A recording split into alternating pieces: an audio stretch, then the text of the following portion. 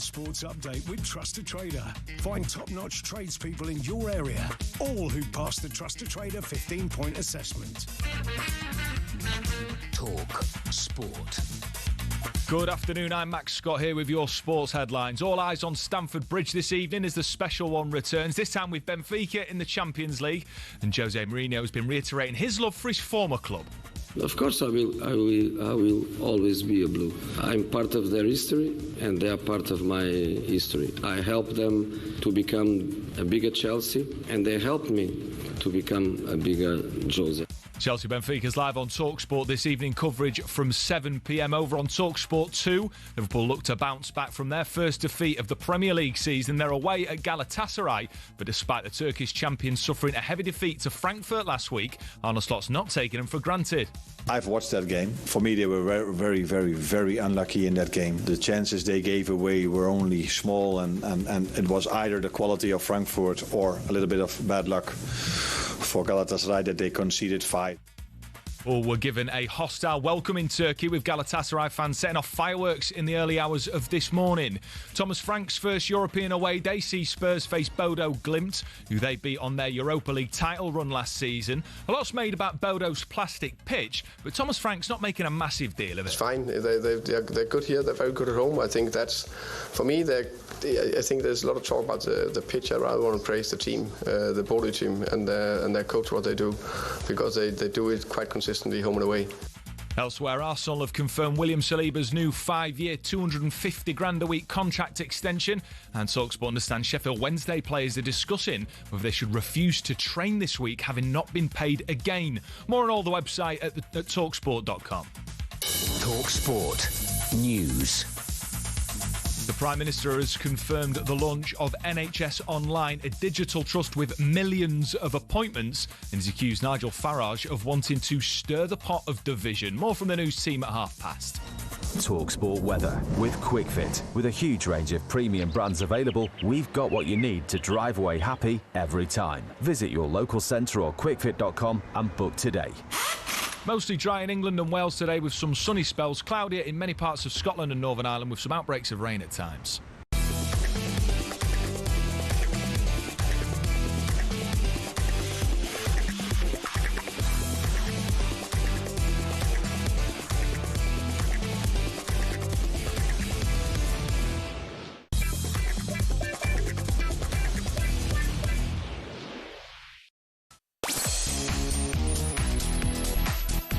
Hello, good afternoon. Welcome to Drive Champions League Drive. I'll have you know with me, Andy Goldstein Darren. By the way, Darren Bent's here. It's Darren here, by the way. Darren just Bent. said that. You sound any good? What are you saying? I'm good, man. You want to plug them in or not? No, I can hear you. Yeah, but they're not plugged in. I can hear what you're saying. Show me the I bottom. can hear the music. Jack, play that clip. I can tell you. No, just show me the bottom. Oh, okay, well done. Finally, he's ready. Right, Jigo, we've got a show for you this afternoon. We'll be asking whether you should be able to rescind yellow cards, as Dewsbury Hall has already picked up a suspension for Everton.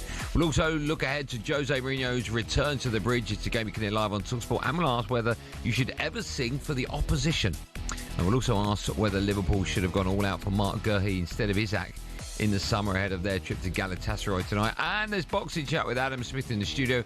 And the snooker legend is Ronnie O'Sullivan will also be joining us live on today's show. All that, how about this? Plus, we'll hear Bence's chat with Hollywood royalty Dwayne "The Rock" Johnson and Emily Blunt. Oh, what a drive time show. All that and loads more coming up on today's TalkSPORT show.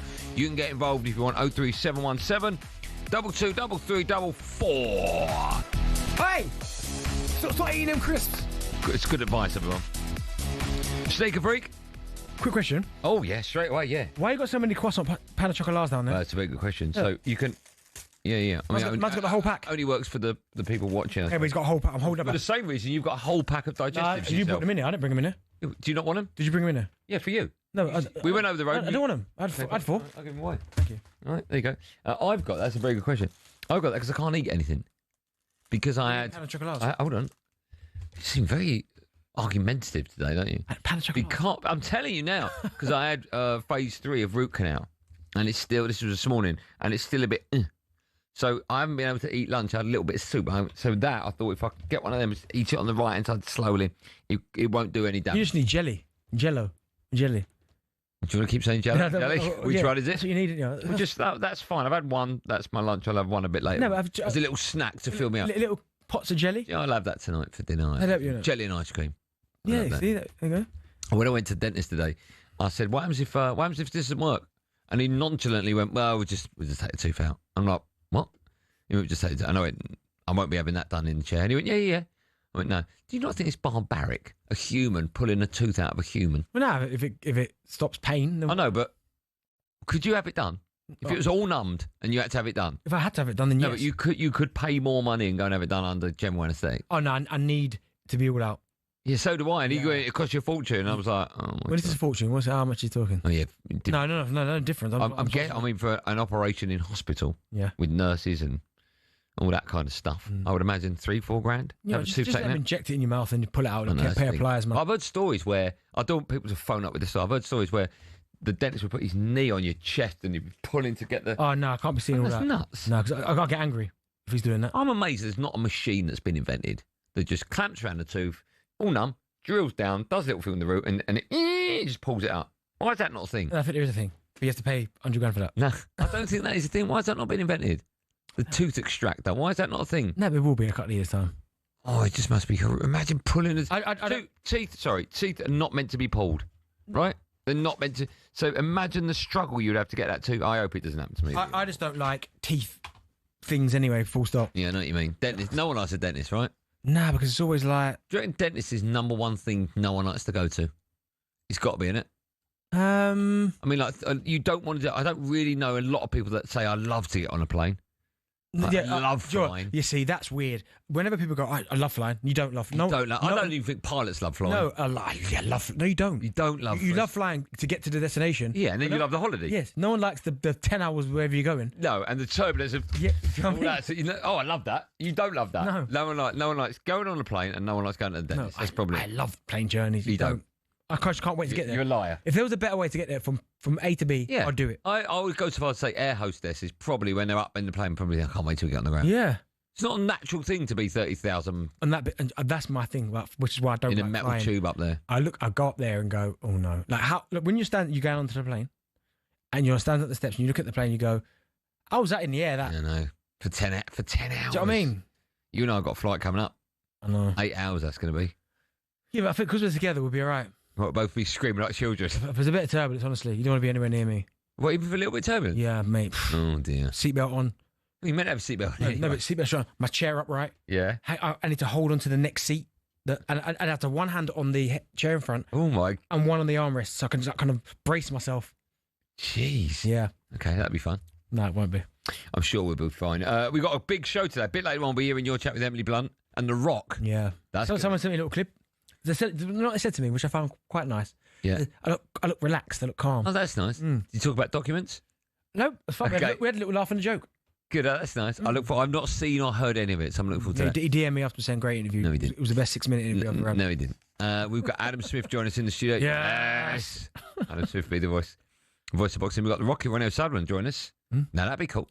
I haven't spoken to Ronnie for a bit. That'd be nice. What's he up to, old Rocky? Well, they're launching a new 24-hour TV snooker channel. On what? YouTube? No, I think it's on an app. Oh, wow. Okay. He'll tell us more about that when he comes. So I can go back and watch any classic game throughout the... That's what it's for. I quite like that. Yeah. I like the FIFA one. Remember FIFA did that app now? They did. World Cup, so you can watch any game. I've gone back and watched some rogue Cup finals, man. I went back and watched 66. Did you? In colour or black and white? Because you can get it in both. I think I've watched it in black and white. Did we still win? Still I'm not sure if it crossed the line, though. Okay. It didn't. So all that and more is coming up as, of course, we gear up to more live Champions League football on talkSPORT tonight. But we start the show today with last night's game, which saw West Ham draw 1-1 with Everton in Nuno's first game. But the main talking point was Dewsbury Hall picking up his 5th booking of the season and therefore a suspension. So, should we be able to rescind yellow cards? Oh, the referee again has blown the whistle and said they can't take the short free kick.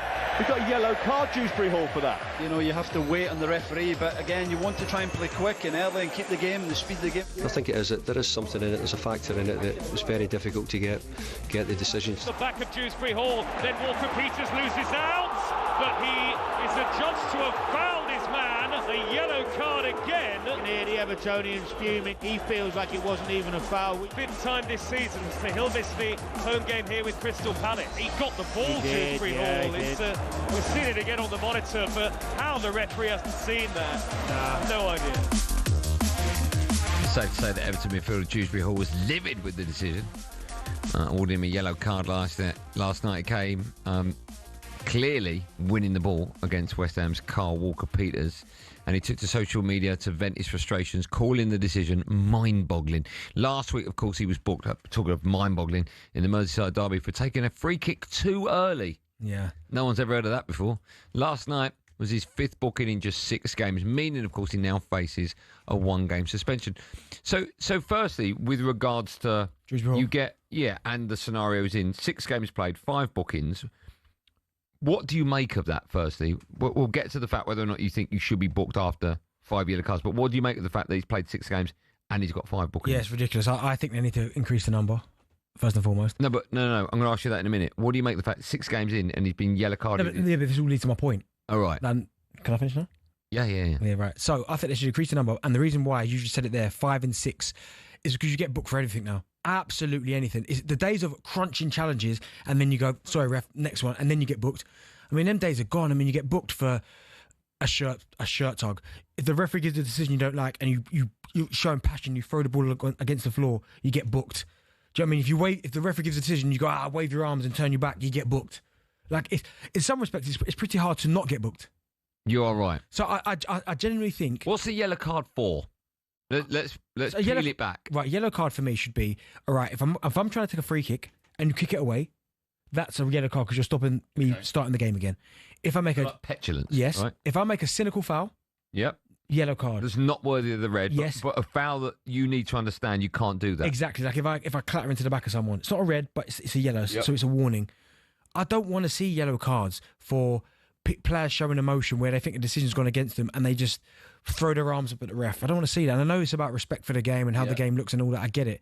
But there are some times where every single time a player lifts his hands up, like I think it happened to Salah the other day, and he just went, he turned his back, not looking at the ref, and just waved his hand. He got booked for it. That can't be booking. Nuts.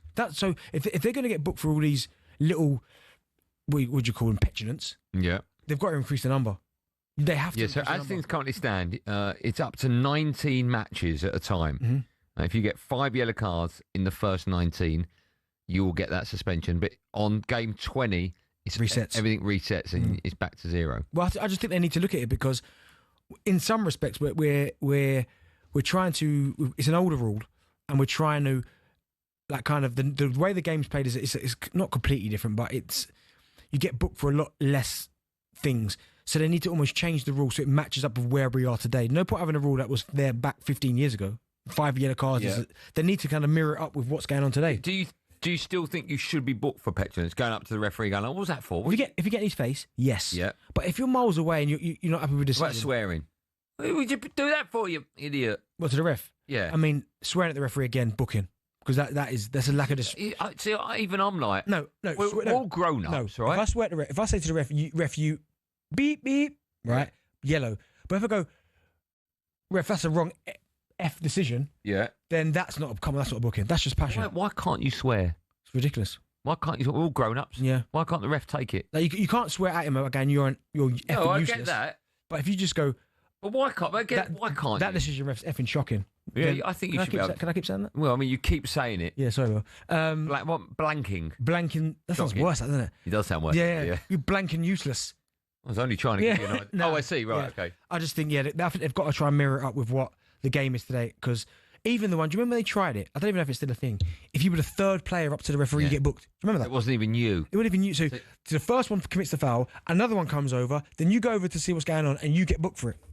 That's that. Remember? All right, lads. Right, come here, you. Yellow card. I remember I've been into Wolves. For some reason, that's the only one I can remember. I think it happened to an Arsenal player as well. No, that was a throw-on. Oh, my goodness. Where Tomiyasu... Yes, right. He wasn't the one time wasted. Yes, right. He just got the ball last, Yeah. went to take the throw and got sent off for it.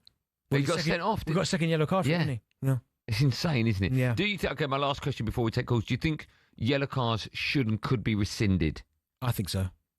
Yeah? So the Dewsbury Hall free kick too quickly. There should be a panel on a Monday that goes, actually, that was a little bit silly. Yeah. We'll take that one back. I'd like to think so. I mean, we've got all the time in the world to do that, right? Sit in an office, behind a desk, and it just gives them a little bit of good PR, right? Yeah, I like that. They need that. All right, listen, we've got a busy show. We've got The Rock, Dwayne Johnson on the show. Emily Blunt joins us. We've got, Adam Smith in the studio. We've got Ronnie O'Sullivan joining us. What a crazy show. But we're going to start off by taking your call. Should yellow cards be rescinded? Should they be looked at retrospectively? 03717 223344. Dial that, and you can have your say next. Live on Drive on talkSPORT after this. It's almost like they're just so scared at the minute.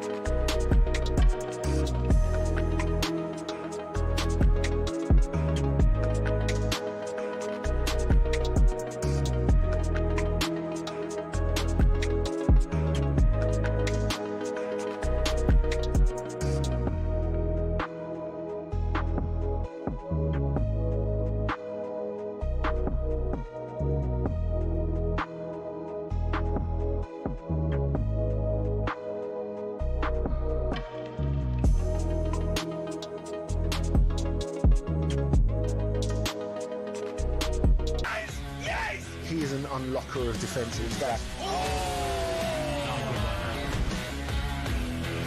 If you've got a problem or something to say, You don't have the right to say anything about Trophy. I do. This nonsense kills the game.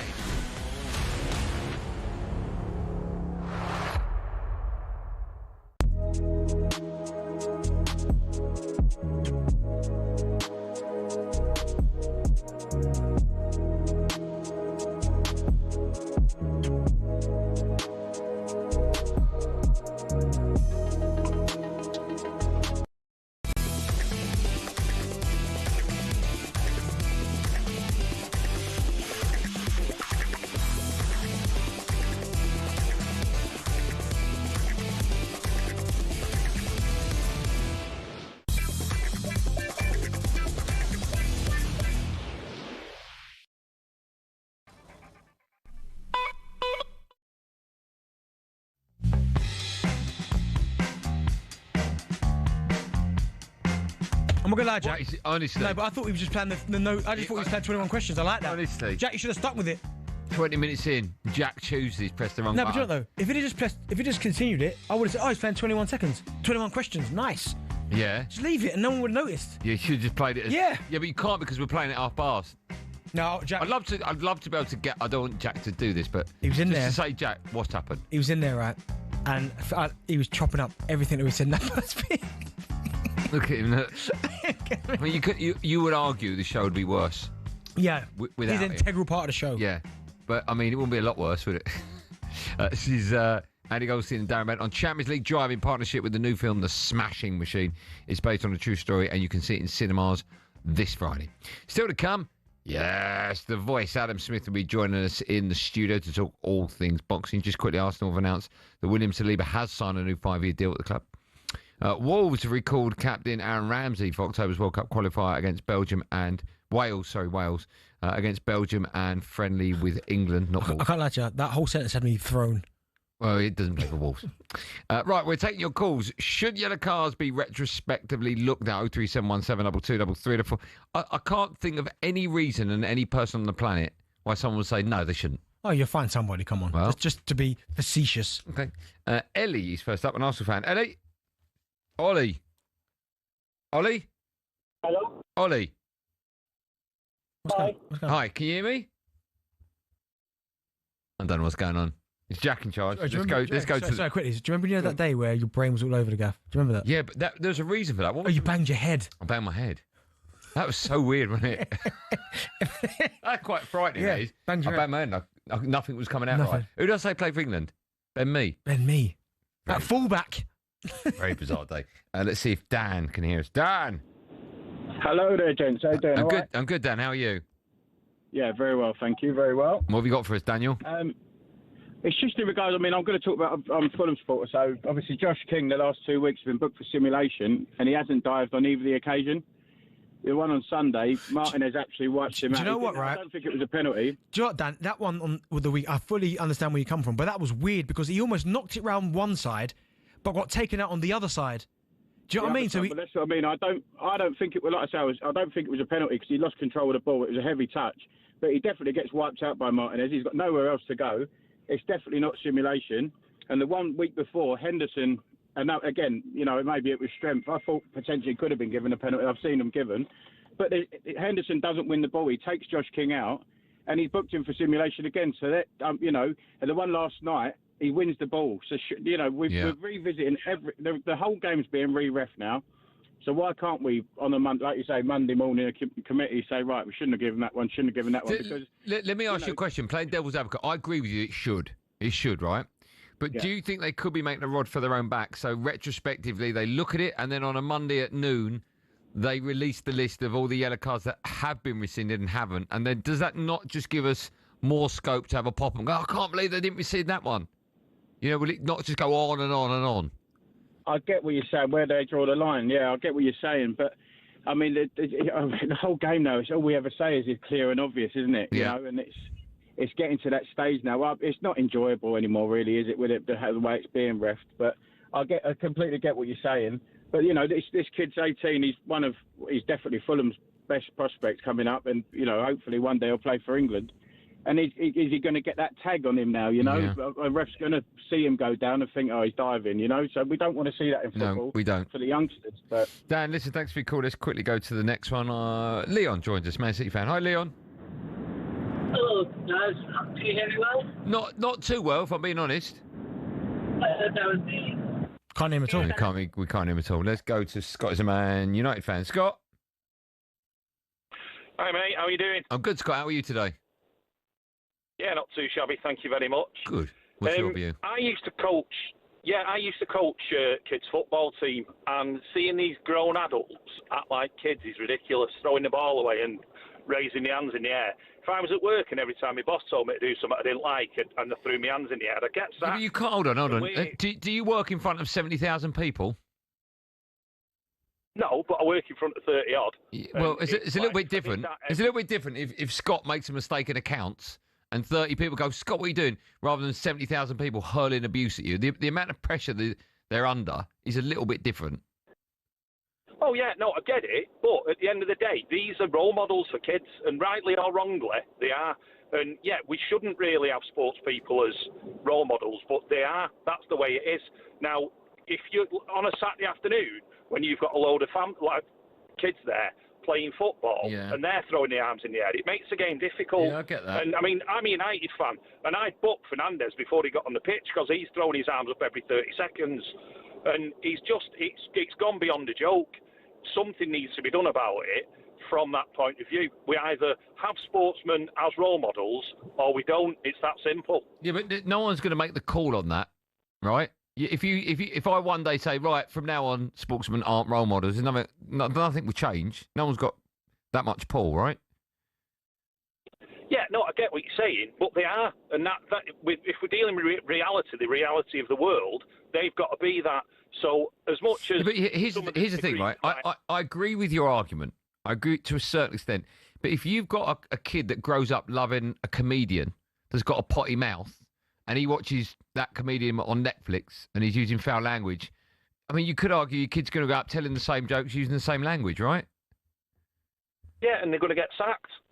From what? That's the way from the job. And it's about being a role model in life, not just in sport. And this is what they are, and this is the way that it goes through. You've got to have some form of, stopping it so it doesn't get to that stage. And footballers should hold their hands up and go, do you know what? Okay, let me ask you one question, Scott, right? Let me ask you one question. When you watch football, who's your team? You're a Man United fan. Do you get animated? When Bruno missed that penalty at the weekend, do you get animated? But not to the point where I'm throwing things across my living room. No. Okay, but do you? I get animated, but not angry. Yeah, but not angry. Okay, if it was Champions League final, United are 1-0 down, Bruno goes through, he's obviously hacked, goes down, referee, no penalty. Will you scream and shout? Yeah, but VAR. No, but will you scream and shout? I bet you do. You must have done it. Everyone at some point. You must have done it in your life. Oh, yeah, no. Cheering, because they've gone down, and then if they get it wrong, yeah, you're going to be upset, but not to the point where I'm throwing my arms in the air and stuff like that. You just go ahead, you get on with it. You've never held abuse. You've never held abuse at a football match or watching telly from any decision ever.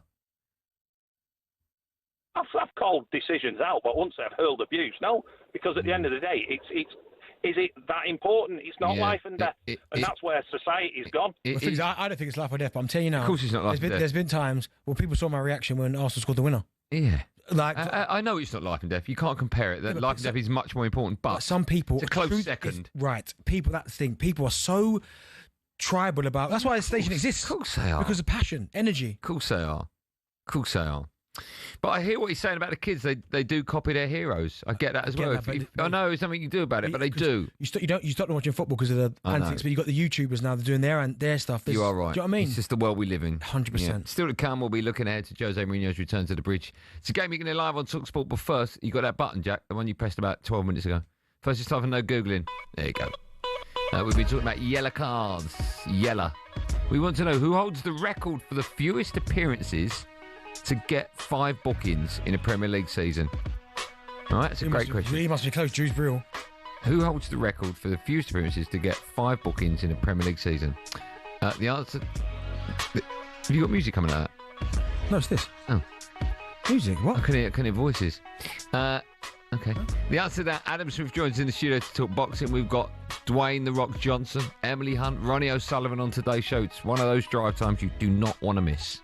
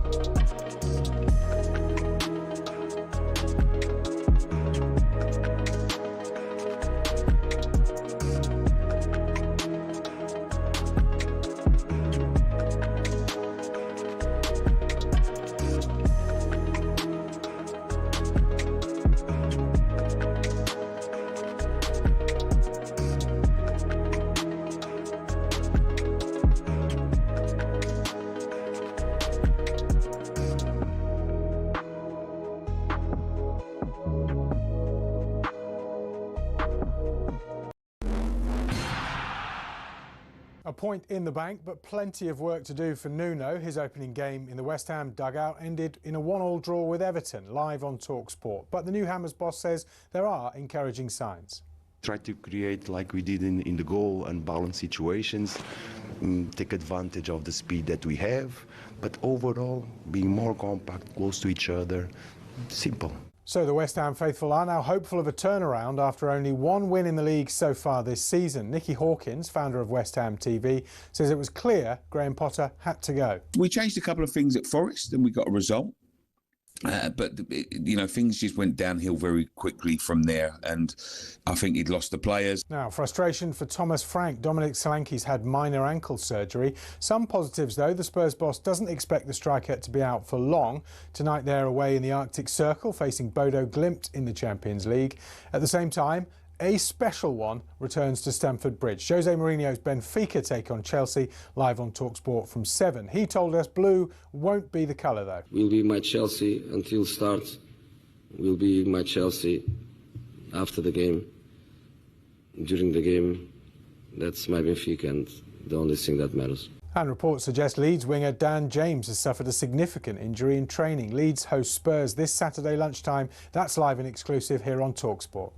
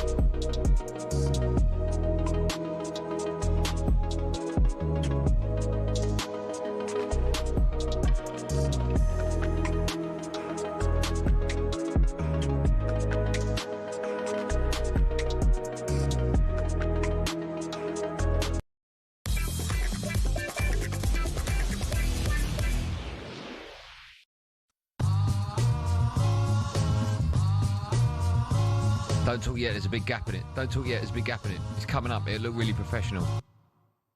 There you go. Before the break, ask the question. We'll talk boxing instead. Before the break, ask the question: who holds the record for the fewest appearances to get 5 bookings in a Premier League season? Are you ready for the clue? Yeah, go on. I need a pen, right? His first. Yeah, have you got a pen? I had one. I mean, it was 45 pence. Do you want to use mine?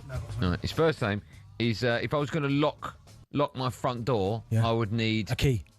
Yeah, but there's loads of them. I'm sorry. What? Loads of keys. Okay. Keys. Yeah, but they would be whose keys? A bunch of keys. Whose keys? Yours. Your keys. My keys. That's his first name. And his surname is, if you love anyone enough, you'll give him one of these sweets. Oh, a second. If you love anyone enough, you'll give him your last Rolo. Right, that's his surname. What have you got? My keys Rolo. Yeah.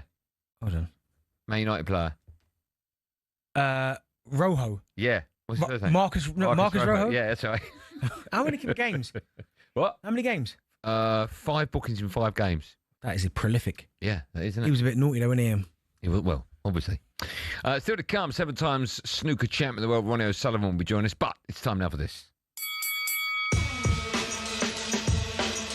There's a real feeling that this is the best versus the best. White's lost control. White has lost control completely. How many more do you want? Lift off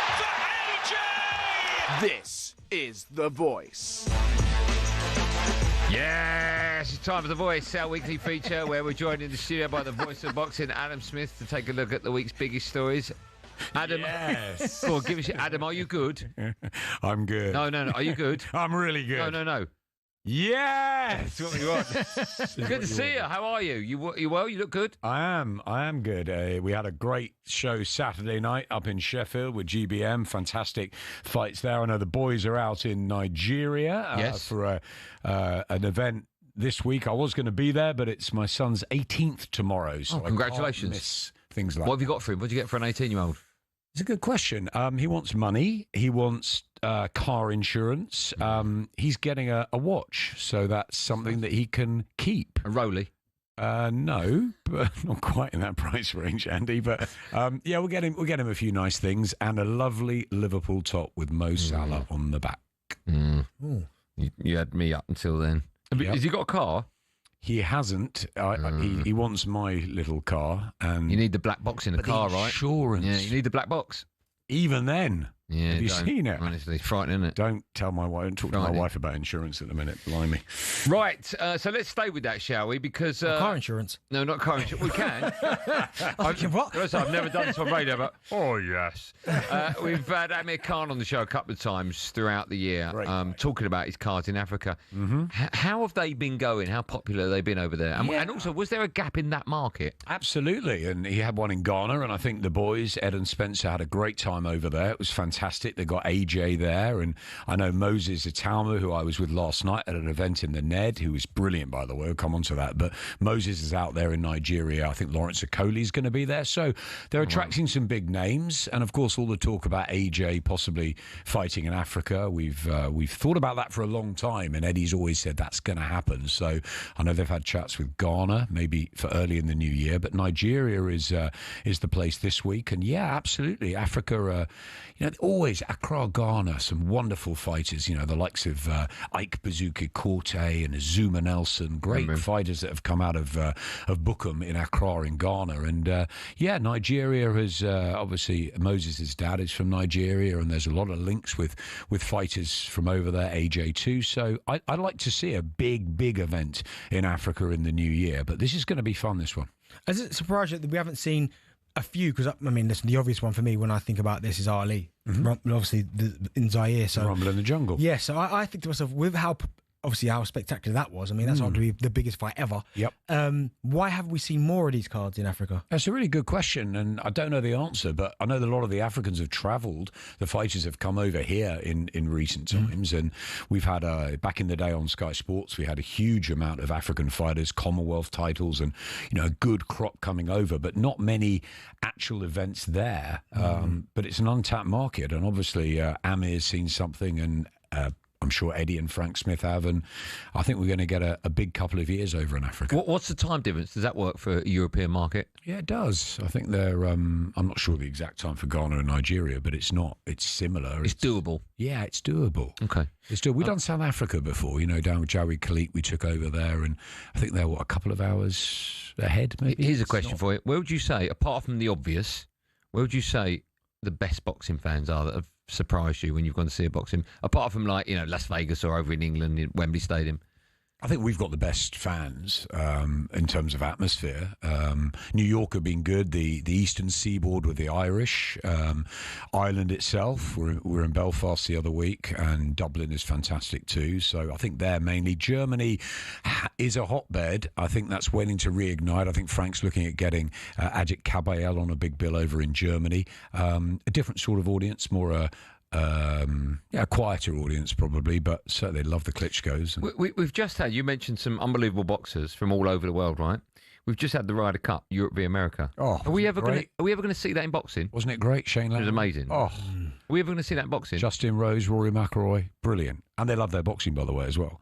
Are we going to see that in boxing? Look, we've had 5v5. Yeah. We never thought we'd see Eddie and Frank working together. I came out of hospital. I thought I was still in a coma when I saw it. But they did that. They did 5v5. Eddie got absolutely spanked by Frank Warren. So let's keep reminding him of that, and maybe we'll get some more. He's got some big news, apparently, coming out of Saudi Arabia, Eddie. He said that... Yeah, I saw the post. Yeah, the three sports, obviously, maybe snooker, darts and boxing. There's some big stuff to come from Turkey Al Sheikh, so that's interesting. We've had Dana White's big announcement this week. So, yeah, lots happening in the boxing world, and I don't see why we can't get some sort of Ryder Cup, Europe, America. Be great. Yeah, it would be, wouldn't it? Oh, I'd be all over that. Yeah, and I think that the camaraderie, I was talking to Moses Atama last night. We did a do at the Ned. He was very, very good speaking to a couple of hundred people. And, we talked then about the support that you get in the gyms, in the Ben Davidson stable. They all help each other. The little fighters, the big fighters, the ones that are more experienced, the ones that are starting out. And could you imagine if you had a Ryder Cup for boxing and the camaraderie that you get with the likes of Justin and Rory and all that, and the Americans and the audience? It's just a different vibe, isn't it? Who do you think would win? If we had Europe against America now, that's a really good question. You've got to back our boys, but I don't know. There's a lot of talent in the States that's coming through, and I think it's been left behind a lot, America, and that's why I think that Dana and Turkey are trying to reignite stuff over in the States. I think it's the right thing to do, but I think there's a lot of talent here, right here in Britain, and I'd back our boys. Smudge, we'll come back to boxing as we know it in a moment. I want to get your view on bare knuckle boxing. James DeGale won on his debut over the weekend. I watched it. I was quite uncomfortable watching it. It looked absolutely horrific, gruesome. Darren and I think alike on a lot of things, and there was a big sort of flinch there I saw. Look, I work for DAZN with a home of combat sports, and there's something for everyone with the bare knuckle, the misfits, and the regular quality fight nights that we're putting on in boxing. I find it difficult to watch at times, and James DeGale was a great fighter. One of the sort of modern greats, and I loved watching him fight. Some fantastic scraps he had. He's come back. Look, it's his call. It's his business. He wants to do that. He got through the fight. I don't think he'll fight ever again, bare knuckle. Not my cup of tea, and I struggle with it, and why? Look, boxing's brutal enough, but it's a chess match in boxing. It goes back. It's got history. It's got legacy. It's got really important rules that have to be adhered to. The size of gloves, the weights, all of that. And I just think when you're starting to dip into territory like bare knuckle, I don't know, it's just not for me. Okay. Would I watch it? Yes. Conor McGregor wants to do it. Is it gaining momentum? Maybe. And I always say, Andy, that there's something for everybody, and if people want to watch it, they're going to watch it. Do I have a problem with that? No. Is it for me? Not necessarily. I have to say, I enjoyed watching it. I don't know what that tells you about me. I enjoyed watching it. I was watching it. The curiosity. I mean, it's just brutal. No, I can watch. It was just two men going at it. It's not for me. I'm uncomfortable. I'm more uncomfortable with the James DeGale element because of what you said there so much. How good he was, world champion. Yeah, I wasn't comfortable. I mean, it was a tough fight. Do you like Mayweather doing the exhibitions now? No, not really. Yeah, you see, this is it. That you sort of want them to finish and wrap them up. And Floyd Mayweather, 50-0, the greatest fighter I've ever seen. 49. and commentated. You can't count that last Yeah, one. McGregor counts 50. Yeah. You can't count that one. That's not. McGregor counts 50-0, right? No, 50-0, 49. whatever. Undefeated. Yeah, I thought he lost to Castillo. Like I thought Joe Calzaghe lost to Robin Reed, but they both remained undefeated. Calzaghe, in my opinion, the best from over here, and Floyd the best universally. But now they go on exhibitions. I like what Joe's done. He's just stayed retired, and you know it's lovely to see him to talk about the past and reflect and remember. But life goes on, right? And I don't know. You watch it. We'll watch Mayweather and Tyson or whatever they're going to come up with, but you sort of watch it through your fingers. Yeah. And that pay-per-view war as well. Right, we will have a quick break. When we come back, more yes from The Voice. Smarjo right after this.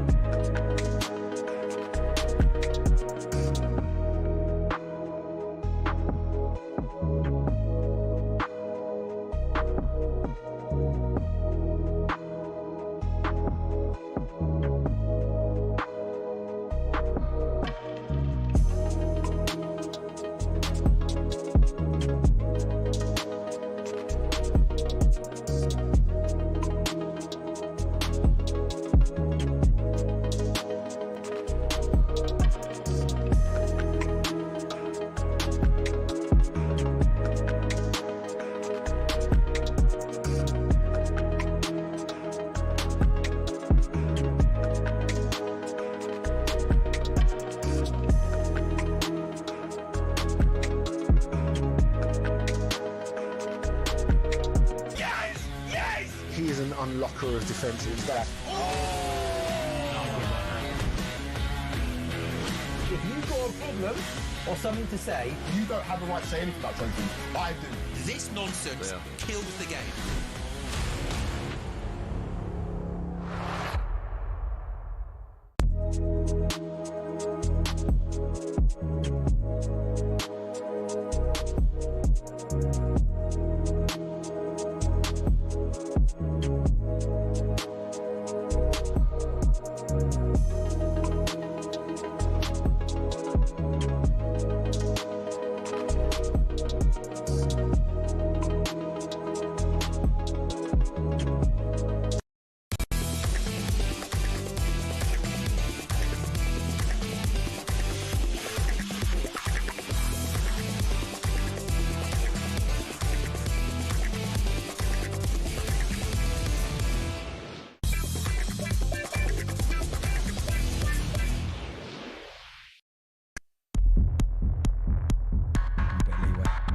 You're listening to Andy Goldstein Darren Bent on Champions League Drive, brought to you by the upcoming film The Smashing Machine, starring Dwayne Johnson, in cinemas this Friday. Still to come, we'll be discussing Jose Mourinho's return to Stamford Bridge and the rest of the Champions League action as well. But first, it's time for this.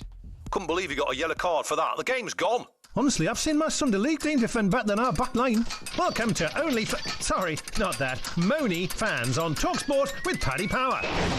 Yeah, time now to hear from Aaron Nolan from our friends at Paddy Power, who's got something he wants to get off his chest in this week's Moni fans feature. Aaron's reputation as being a bit of a moaner. He's well established, apparently. Let's find out what he's got on his monometer and the needle moving this week. Guys, I have a huge problem with football fans who think referees have a bias against their club. Firstly, the ego of it is fascinating.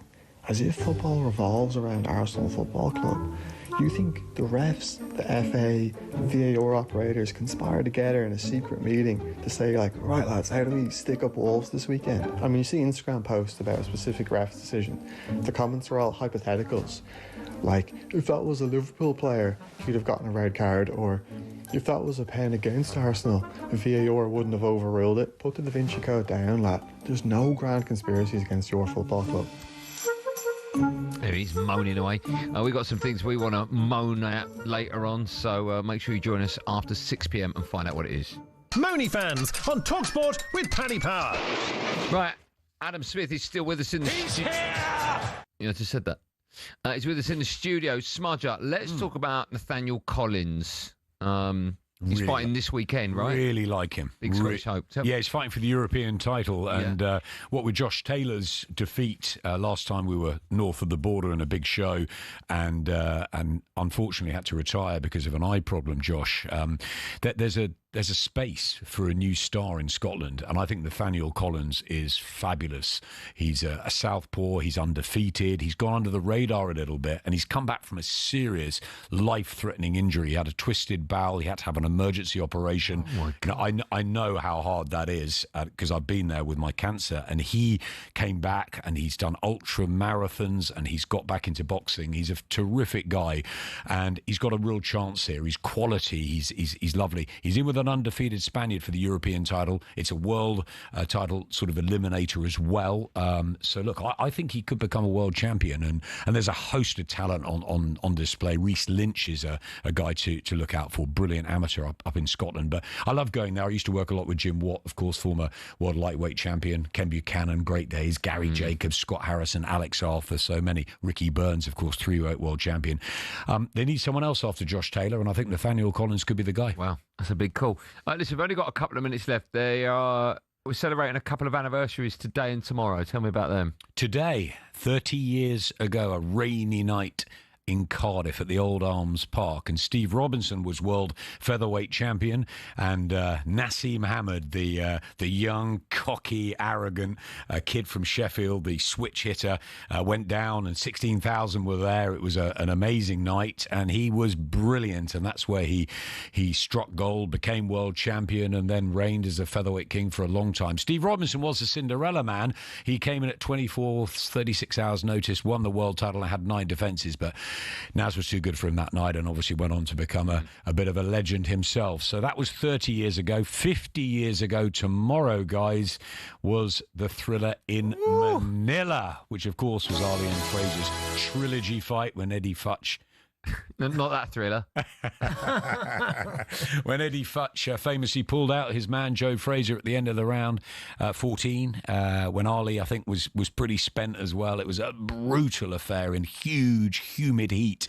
Possibly one of the greatest fights of all time, 50 years ago. And Eddie Futch pulled him out, and he didn't want to stop, did he, Fraser? And he said, nope, you're done. And no one will ever forget your performance. Do you know what's crazy? When I think about boxing back then, 15 rounds. Like, we see some brutal fights for 12. Like the Conor Benn, I'm not trying to put it in the same bracket, by the way, but Conor Benn and Chris. No, you're right. It was brutal. Imagine 15 rounds. And why did also, Smudge, they change it from 15 to 12? I think for safety. I think absolutely for that. The 12 rounds of Chris and Connor, and look, they were exhausted by the end of it. They gave us everything. Both had to go to hospital. Could you imagine if that had gone on? We all wanted it to go on. Well, you good. Tried to get to hospital, but Eddie was blocking him in. Well, I'm not sure about that. But the fact is that it's done for a reason. That it's reduced to 12 rounds because that was savage 15 rounds. I tell you, a fighter who'd love to have fought both on the cobbles, maybe even in bare knuckle. Please stay away from that. But 15-round fights is Carl Froch because he never sort of got warmed up. I remember sort of thinking George Groves knocked him down that first round when he fought Glenn Johnson 2 or 3 rounds. I was thinking, what are you doing, Carl?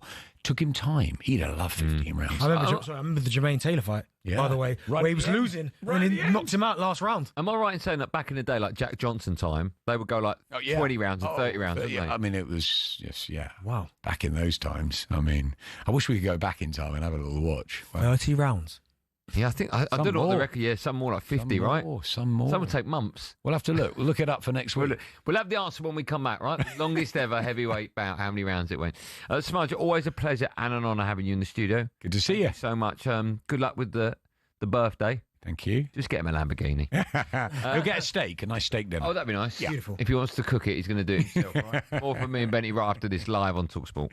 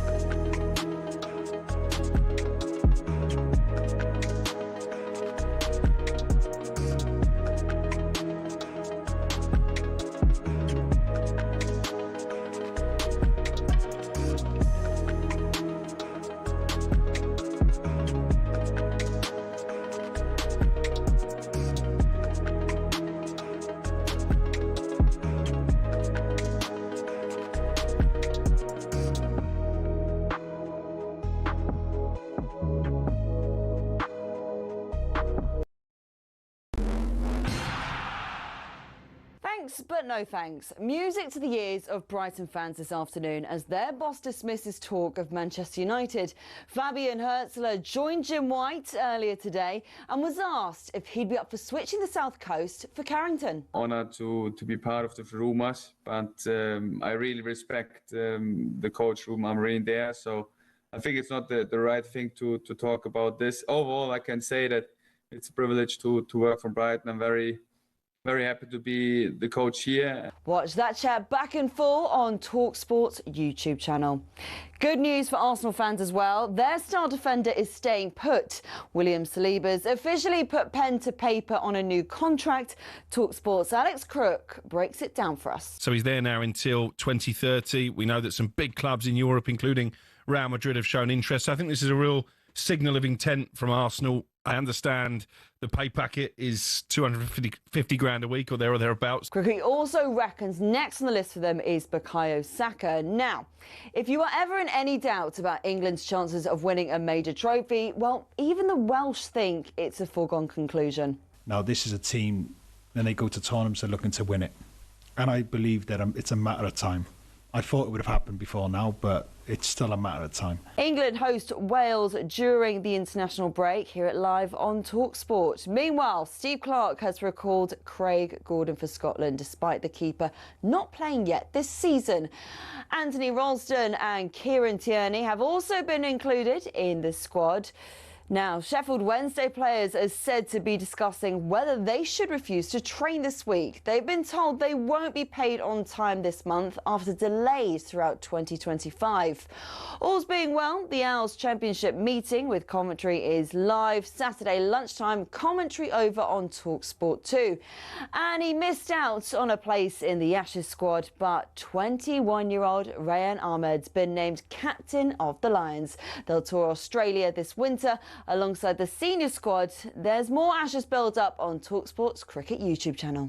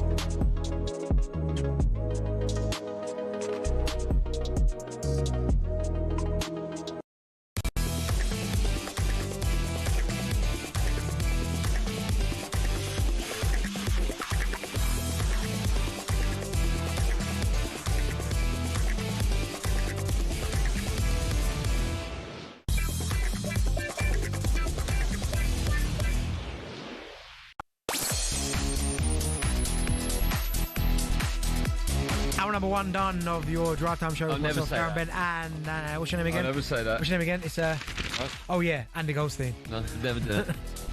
60 minutes done and dusted with me, Andy Goldstein, and oh yeah, Darren Bent. Still. He's got to press buttons, hasn't he? He pressed a button when he was talking. No, but you told me to do that. No. Thriller I did, not the other one. When he introduced himself. I didn't hear that. See, pressing buttons all the time. Press your button, whatever that means. Still to come, snooker legend, the Rocket, Ronnie O'Sullivan, will be joining us. Very excited about that. But now, Jose Mourinho's back at Stamford Bridge as Benfica face Chelsea in the Champions League. And, of course, it's a game you can hear live right here on talkSPORT. 2-2 in stoppage time. In comes the ladies' corner. Yes, they can. It is Virgil van Dijk. An extraordinary start to this Champions League campaign. The cross in towards Osimhen, and he cushions the ball into the bottom corner. Osimhen at the double. Galatasaray 3. It's come out to Moises Caicedo. Oh, he's rifled it in. Jose Mourinho's return to the blue corner of London. Absolutely a privilege to face legend, not only for this club, for different clubs. Here's a ball in towards the near post. Otamendi gets up there. You just don't get drama like this anywhere else. It's just football. It's just talkSPORT.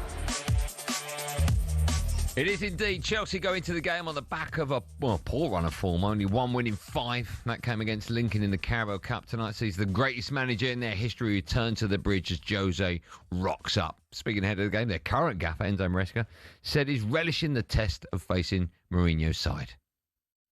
It's absolutely a privilege to face Jose tomorrow.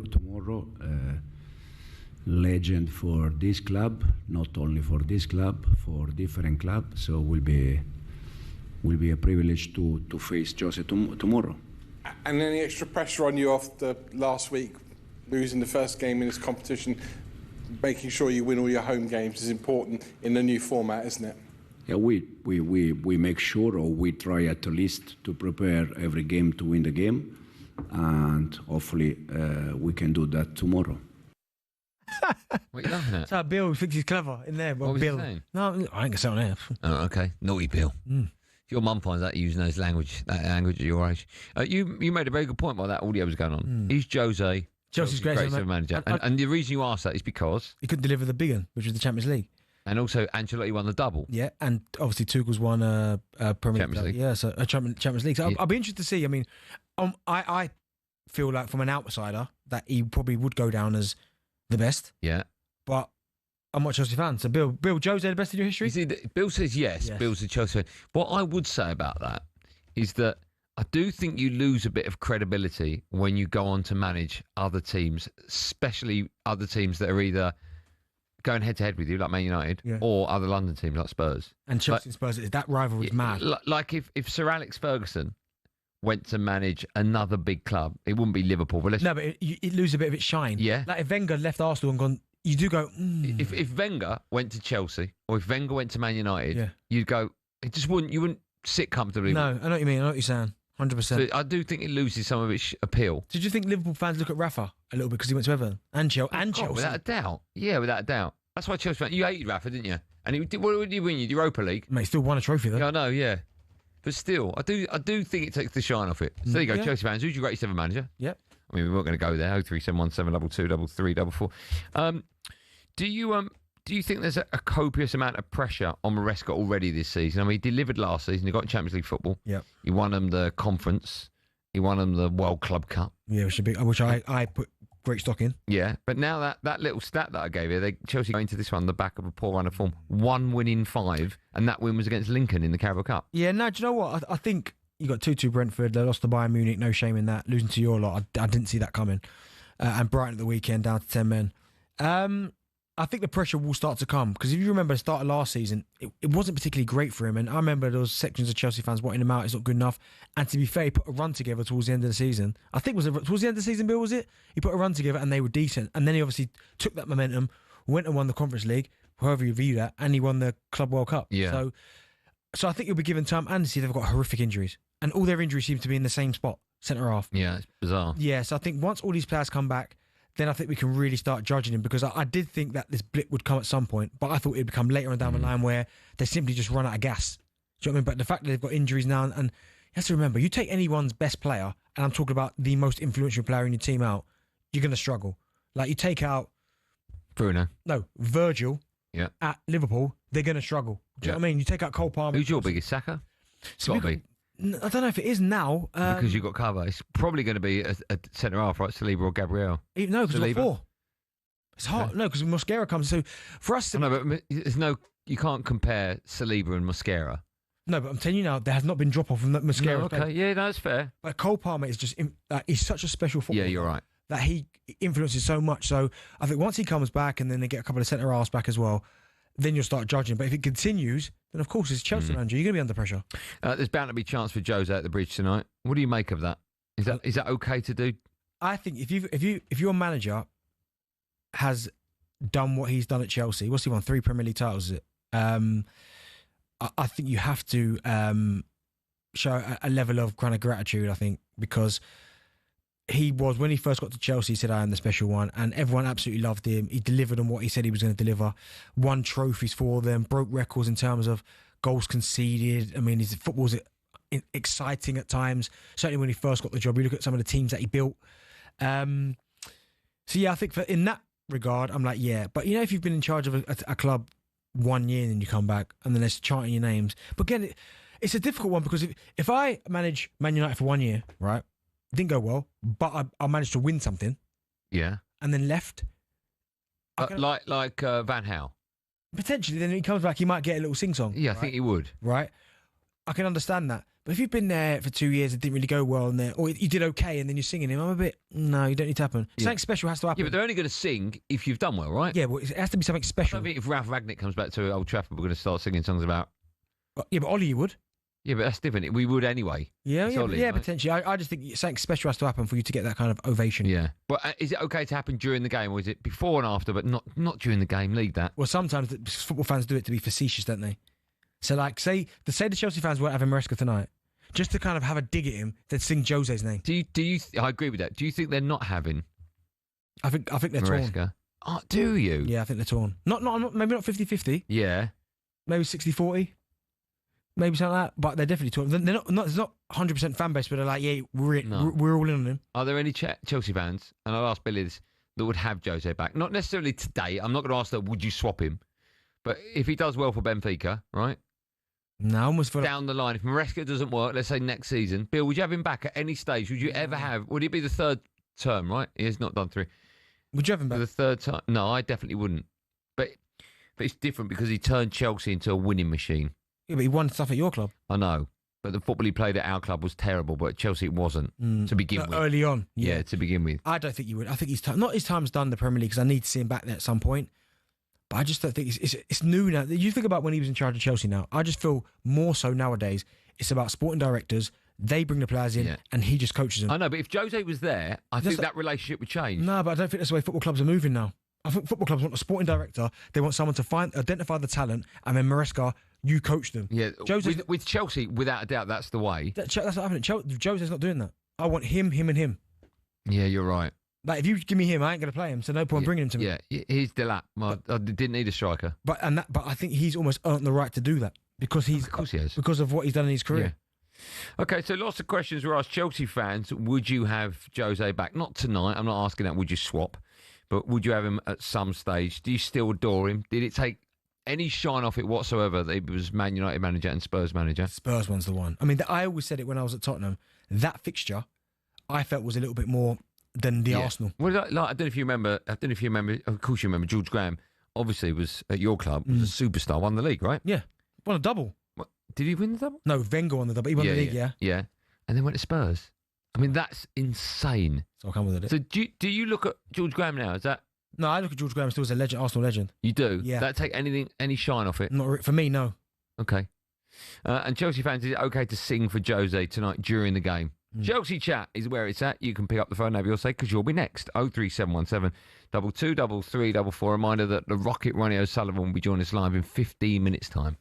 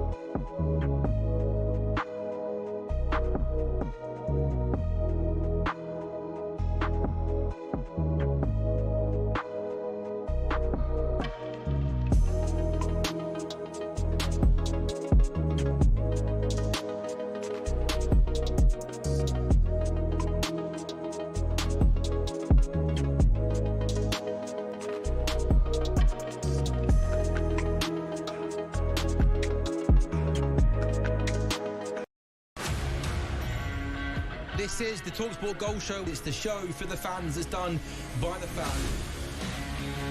Yes!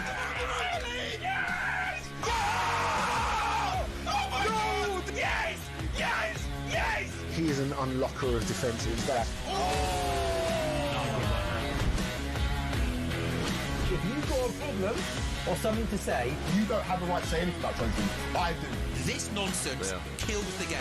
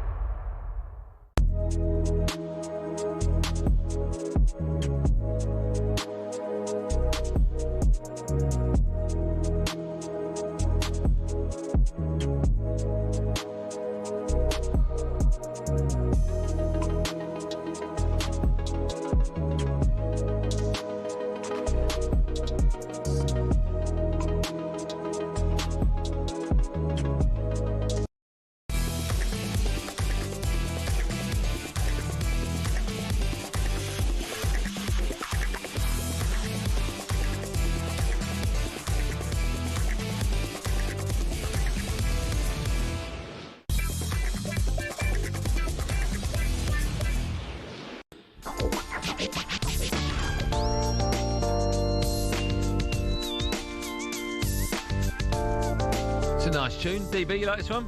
I love it. Where is it? Who is it?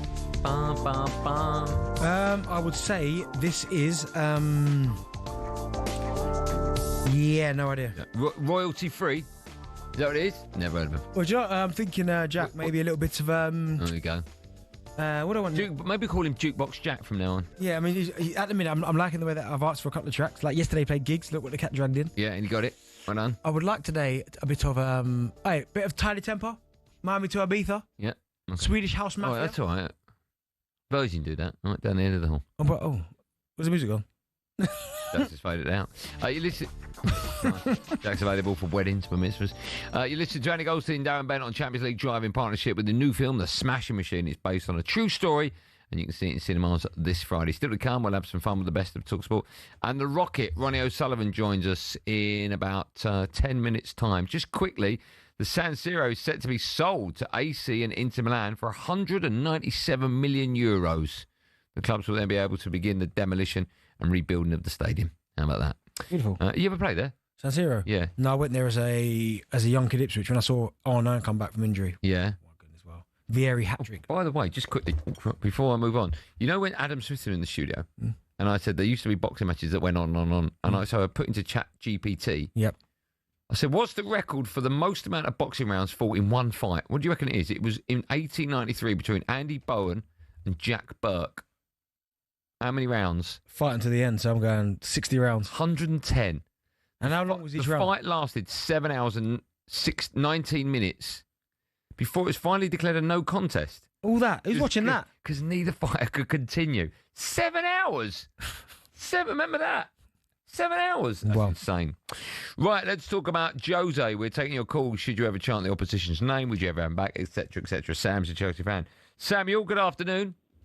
Hi guys, how you doing? I'm good, man. How are you? You all right? You well? Yeah, not too bad, mate. Not too bad. Thanks for having me on. It's our pleasure. First and foremost, I think I completely agree with what you're saying. If someone, a manager or ex-player, comes back to your club, as a fan base, you are within every right to sing for them, whether they're an opposing manager, an opposing player, whatever. Yeah. Would I have him back? No.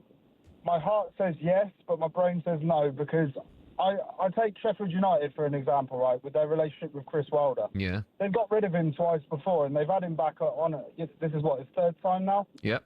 At some point, you need to just draw a line under it and move on, because otherwise they'd still be in the position now. Like, listening earlier on, you're saying that Arteta's been in the Arsenal post now for like 6 years, and at least once a season, they're all on about him getting the chop and all that. But if he were to get the chop, would he be a manager who comes back to Arsenal 2-3 times? I don't think so. So let me ask you this. Have you got more chance of winning a big trophy like Champions League or Premier League, more chance with Jose or Maresca? Oh, current of course. Jose, no. Okay. I don't think so. So you think Maresca? Yeah, I'd say Maresca. He's, you know, the only negative I have about Maresca is that there is no plan B, and the last couple of weeks have proved that, I think. You know, we didn't expect to go into the Munich game, you know, to get a result, or, you know, or we basically just took anything but a pummeling. And the tactics there just showed that, you know, we weren't ready for it, in all honesty. The United game, Sanchez getting sent off showed that there was no plan B again, and it was just panic. And then Brighton, okay, you know, we held out for 10, 15 minutes, but again, there's no plan B. That's the most frustrating part I find with him, because he seems to be able to get the best out of those boys when it is plan A. So I think if he can get some sort of, you know, alter something that way when we do go down to 10, or a key player like Cole gets injured, you know, I don't see why we couldn't win something major, you know. Okay. Sam, listen, I appreciate your call. Let's take as many as we can. Tony's up next. He's also a Chelsea fan. Hi, Tone. You all right, fellas? How's it going? We're good. How are you? Yeah, I'm good, mate. Yeah, I don't get back straight away. I took them over tonight. You talk them over tonight? Yeah, I took them over. I'd have him with Chelsea tonight, mate. I'd have him all day long. Is that back the winning mentality? Yeah. The winning mentality. You just won 2 trophies. Yeah, but they're not proper. They're decent, but they're not the ones we want. We want the Prem, we want the Champions League. We don't want... They're okay to sort of get you there, but I'm telling you now, Man United, we walk away with a point. Brighton, we walk away with all 3 points with Jose in charge. He's still got it. He has still got it. Because he's got so much love for Chelsea and passion, he would do everything he can. With Tottenham, when he was there, it was sort of like, yeah, it's just another job. Galatasaray, just another job. But I think in our Chelsea and Fenerbahce, he's got so much love and desire in it. Yeah, do you know what? Yeah. He's definitely. Listen, I love Jose. I think he's box office, right? But I don't know. I understand Chelsea's maybe talking about winning mentality, but I'm just not quite sure now. Certainly, the way Chelsea operating, it's not the Chelsea that he's used to. He's used to having a wealthy owner behind him, which they've got, but he effectively picking the players and saying these are who I want. It's not happening now. No, I agree with you. No. Richard's up next. Hi, Richard. All right, lads. Great show as usual. Thanks, man. Off you go. What do you want to say? Yes, I would take Jose back, but as Benty said, he wouldn't come back because he was the one that got Drogba. He was the one that got players. He wouldn't be allowed to do that now. For starters, he wouldn't have Sanchez in goal. He'd want a difference, but he wouldn't be allowed to do what he wanted. No. He'd be told what he could do, and that's not Jose. If you look at the times he's come back to Chelsea, he's got the players he wanted. When he first walked in, he went, I want Drogba, I want him. He got them. They ain't going to do that now. I don't think Jose's one. And look, again, this is no disrespect to Jose because I think he's one of the greatest managers, but he's not there to be developing players. He's there to win now with the. You know what I mean, the ready-made superstar. You're right. To win now, not developing. He ain't got time to waste 2 years developing. He's players. got to win now. Yeah, yeah. Aman's up next. Hi, man. How we doing, boys? You all right? I'm good, man. Who's that? Is that Eamon? Eamon, yeah. A-M-A-N. Yeah. Is it Eamon or Aman? Eamon. Aman is better way to pronounce it, but yeah, Eamon's with an E. No, because my uncle's called Eamon. He spelled it the exact same way. No, Eamon. If your uncle spells Eamon, A-M-A-N, he either spells it wrong or you're calling him by the wrong. His name's Eamon. He spells it that way. No, he doesn't. Yeah, he does.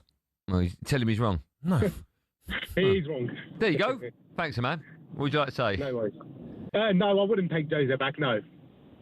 Okay, thanks for coming on. Why not? No, I think he's too old school now. I think with modern football now, how it's changed, I don't think he can keep up with it. Okay, you go ask any, Arsenal fan, Liverpool, City, would they have Jose? They would never. Yeah. Because the football they play is above everyone else. I just heard one Chelsea fan say he would. No, I heard him. No, I wouldn't, because the players we got, I've been a Chelsea fan lifelong. I think the players we got now, I think 2-3 are good players that can walk into City, Liverpool and Arsenal. Rest are bang average players. They're not world-class players. Okay. Oh, man, thanks for that. I mean, they've still got some. When I think about Chelsea's squad, right, they've still got some players that are like Reece James at fullback. If he's fit, he's one of the best, probably in the world. They've got Cole Palmer, who just speaks for himself. Yep. Caicedo's one of the best in his position, probably in the world. Cucurella, all of a sudden, emerged as one of the best left backs about. Yep. Do you know what I mean? So they've got. Yeah, but that centre halves they need, goalkeeper they need, number 9 they need. They've got a few options at number 9 though. I know, but they haven't got like a Drogba. You know what I mean? Bloody hell! No, I know, but you've got arguably the best in their history. Yeah, no, I have. You've gone right to the top. But they've always tried to get a great number 9, right? I know the number 9 shirt has got a bit of a curse. They've on had it. so many, right? No. Where you go, and then No, like Lukaku, return Lukaku. Lukaku, Falcao, Higuain, Pato. Remember Pato? Yeah, hasn't worked. Shevchenko. Still to come, we'll be joined by 7-time world snooker champion Ronnie O'Sullivan in just a moment. But first, it's time for Go Juggling. Oh, same tune though, yeah? Okay. Well, not no Googling. That comes back in an hour. No juggling. So why is Jack going to play the same tune then? Because it's synonymous with this part of the show. Every day at R5 this week, we'll be setting Bentley a start, bench or sell, which he's going to reveal his answer after the break. I don't know about this. So go juggle these ones, all right? Start, bench or sell. Rio Ferdinand, Sergio Ramos and Thiago Silva. Start, bench and sell. All right? Go juggling. By the way, that's disgusting, by the way. Rio Ferdinand, Sergio Ramos and Thiago Silva. Good luck with that. The Rocket, Ronnie O'Sullivan, joins us right after this.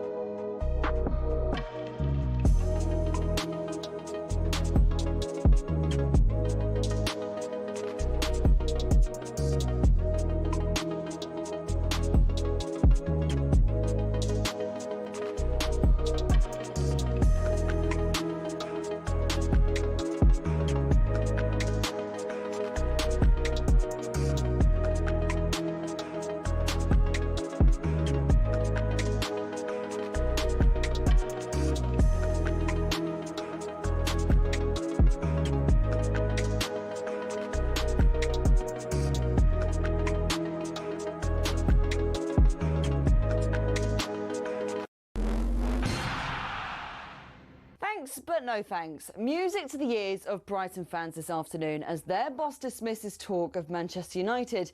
Fabian Herzler joined Jim White earlier today and was asked if he'd be up for switching the South Coast for Carrington. Honoured to be part of the rumours, but I really respect the coach room I'm in there. So I think it's not the right thing to talk about this. Overall, I can say that it's a privilege to work for Brighton. I'm very very happy to be the coach here, and we have a lot of work in front of us. Watch that chat back in full on talkSPORT's YouTube channel. Good news for Arsenal fans as well. Their star defender is staying put. William Saliba's officially put pen to paper on a new contract.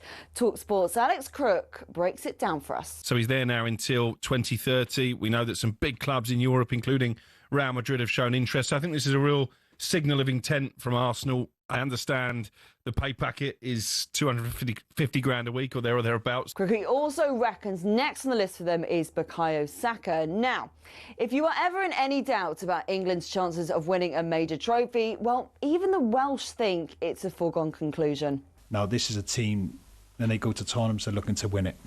And I believe that it's a matter of time. I thought it would have happened before now, but it's still a matter of time.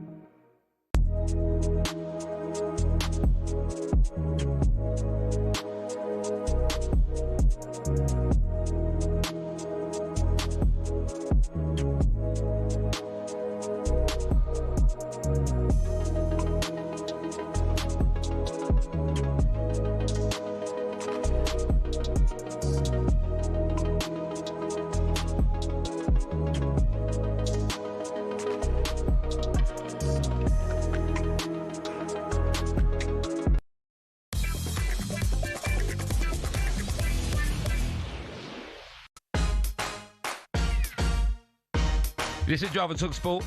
Me, Andy Goldstein Bent alongside in a minute with say hello to Ronnie O'Sullivan. But first, Bentley's answer to today's no juggling. Start, bench and sell. Rio Ferdinand, Sergio Ramos and Thiago Silva. What are you going? I'm starting Sergio Ramos. Legend. Right. Okay. I'm benching. This is it. This is the big one. Rio Ferdinand. He's selling Thiago Silva all in their pomp, right? Yeah. Rio is unbelievable. Yeah, I mean, all three of them are, like, you again, we'll talk about 10, 9.9 and a 9.8. Yeah. But Sergio Ramos, I mean, Spain for club and country. As a leader and a player. As a dirty player, yeah, you know, that too. And also as a goal scorer. And as a singer. Yeah. Now as a singer. That? Did we play that? That wasn't too long ago, was it? That was very bizarre. Still to come, we'll be looking ahead to a busy night of Champions League football and asking whether Liverpool should be prioritising or should have prioritised the sign of Mark Gurhey over Alexander Isak. But now it's time to turn our attention to snooker. Because on Monday, the 6th of October, we will see the launch of Pluto Snooker 900, the world's first 24/7 dedicated snooker channel streaming free on demand on Pluto TV. The channel is set to feature 18 hours of live snooker each week, running from Monday to Wednesday, 2 till 5 p.m. and 7 till 10 p.m. And will also showcase classic matches from the archives, giving fans the chance to relive legendary moments from the sport's history. The channel will also give the chance, I like this bit, for the future stars to showcase their talent on a dedicated TV platform. What an opportunity that is. The snooker legend Ronnie O'Sullivan has been behind the launch of the TV channel, and we're delighted to welcome him to the show now. Ronnie O'Sullivan, good afternoon. How are you, my friend? Yeah, I'm good, thanks, Andy. You all right? I'm good. I'm very well. Firstly, congratulations on getting married. I haven't spoken to you since I saw all the pictures online in the papers. Congratulations to you.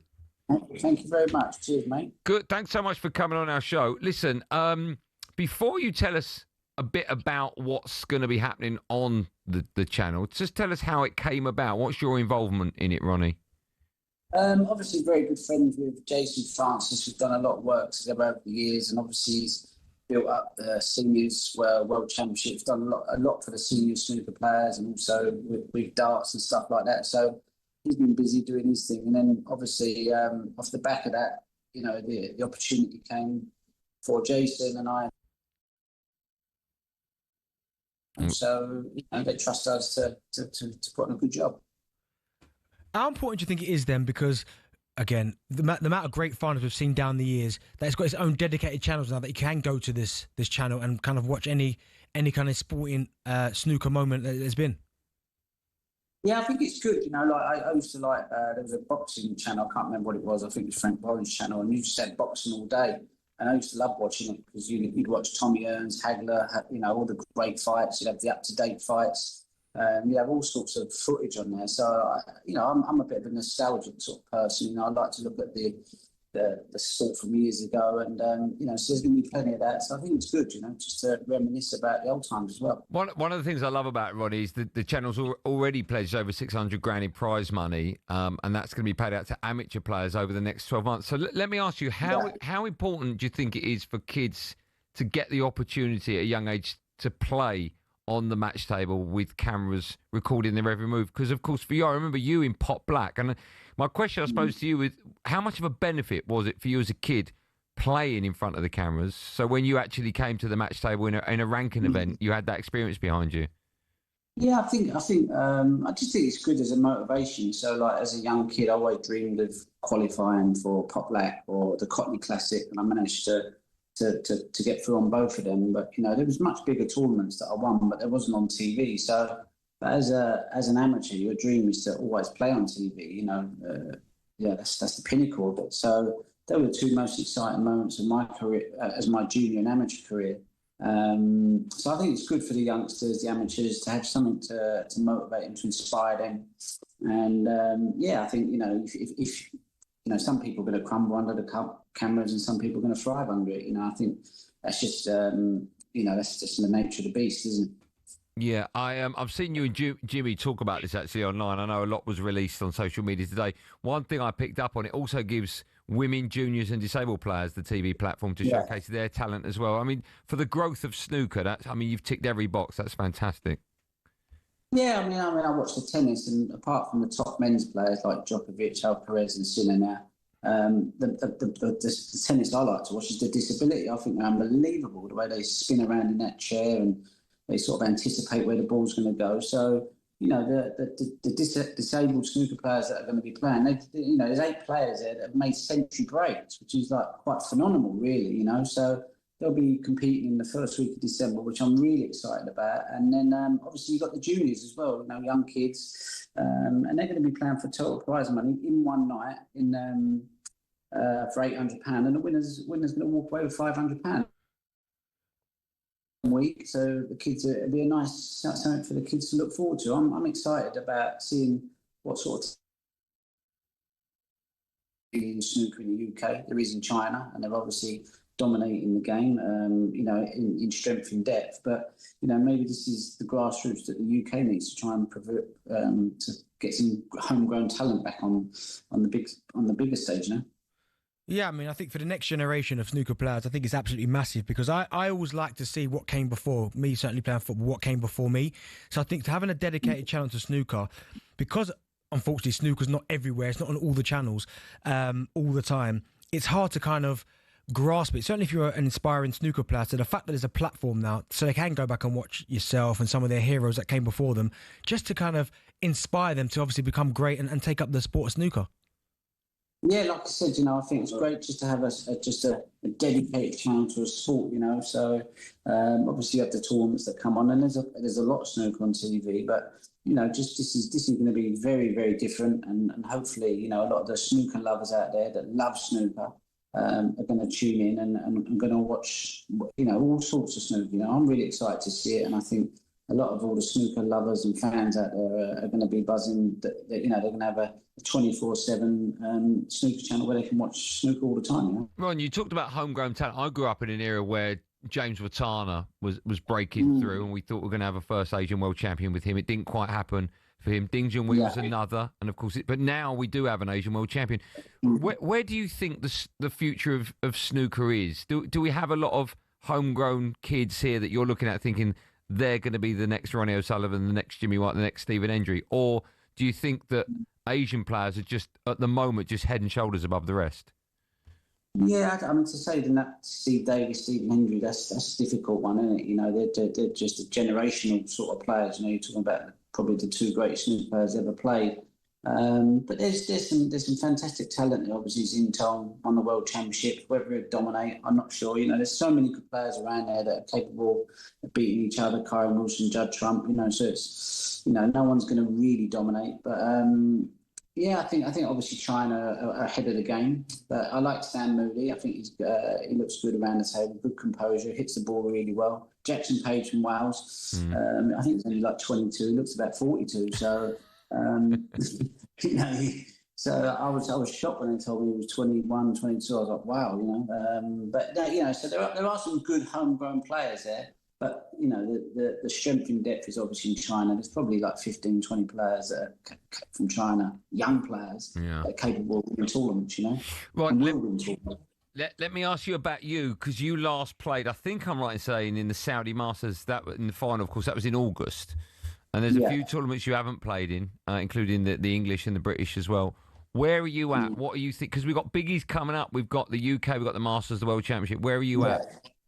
I'll probably do the next two that are in China. There's another one in Saudi after that, and then I plan to come back to York for the UK Championships. And I probably won't play the Masters this year because obviously I've moved to Dubai because obviously a lot of my work's in China and the Middle East. So it made sense to be nearer. The jet lag was just crucifying me. So it's not that easy to just get on a plane and come back to the UK as much as as it would have been if I was living there. So I think I'm just going to play the UK champs, hopefully the tour champs if I've done enough. I think which I have because I've done well in Saudi, and then obviously the World Championships. That'd be nice to win that one more time before I snap another cue. What drives you on at the moment, Ronnie? I mean, obviously, I won't reel off your list of achievements, but no one's won more than you. What keeps you going at the moment? It's a question you're asked a million times, but what is it? Boredom. Just boredom. Just like frightened of not having something to do. You know what I mean? It's like I've got to have something to get me out of bed. If I didn't have that, I'd probably have to come and get a real job, which kind of scares me. Yeah, you don't want a real job. None of us want a real job, right? But do you want that 8th world title? I know you get bored of art, but I'm just curious, like day to day, if your answer changes. Nah, I'm not really that. I've never been driven by titles. I mean, listen, I'll take one, and I'll probably just get your head down, and you've probably got 2 or 3 genuine hits. Good attempts at it. So yeah, that makes sense to kind of just make that the main focus, which I probably will. In the back of my mind, I'm like, I'm thinking, okay, let's just get ready for Sheffield for the next 3 years. Whatever happens in between, it's not really that important, really, other than just to enjoy it. Try and nick a couple of tournaments if I can. But obviously, come Sheffield, it's a different beast. I always believe I've got a chance there because it's not an easy place to play. Longer frames, it kind of it suits my style of play. I sort of plod along, which you need to do at Sheffield. There's no point being great one minute and terrible the next. So I'm pretty good at plodding along, and that usually gets the job done for the World Championships. Yeah. Okay. I've got 2 questions. One's about your cue. One's about running. I'll do running second. You got a new cue. Yeah. Tell me about that. Is that a huge difference to the one you bust? Unbelievable. Yeah. The one I bust was all right. I just lost me. I just got the ump. But this one is phenomenal. I'm so happy with it. It's actually made by another professional snooker player, Sunny Akani from Thailand. Someone said, "Oh, you got to try his cues." I was like, "You can't make cues, surely." And then I used it, and I was like, "Wow, this is unbelievable." And I said to him, "All right, make me another one then, because I just wanted to see if it was a fluke." And then he made me another one, and that one's just the same. And I was like, wow. So, phenomenal cue, really happy. yeah, I'm enjoying playing with it. You know. Good. Okay. Last question. How's your running? You still running? How's your ankle? I'm in the gym. I'm in the gym quite a lot, doing circuits and just trying to keep fit. Really, you know, running sort of it's hard. I get a lot of injuries, but I try and run for an hour a week if I can, maybe 20 minutes every other day. But yeah, just trying to stay healthy. And I'm 50 this year, so I'm not getting any younger. I love my food, so I end up I become like a bit of a tubster if I don't sort of. So yeah, I'm just trying to keep the waistline down a bit. Really. What are you doing for your 50th, Ron? I'll probably be in York playing in the tournament, hopefully. You know, I think that falls on a Friday. So I'm usually in York, UK Championship. So hopefully I'll still be in the tournament playing and pop down to my friend's Chinese restaurant in town and sit there with a couple of friends and maybe just have a pizza or something. Beautiful. Very exciting. Very exciting. Well, listen, it's I'm sure you've had an exciting life up to then. It's nice to take your foot off the pedal every so often. Ron, thanks so much for coming. Real pleasure chatting to you, and good luck with this TV channel. It looks fantastic. Cool. Thanks, man. See you soon. Cheers, Ron.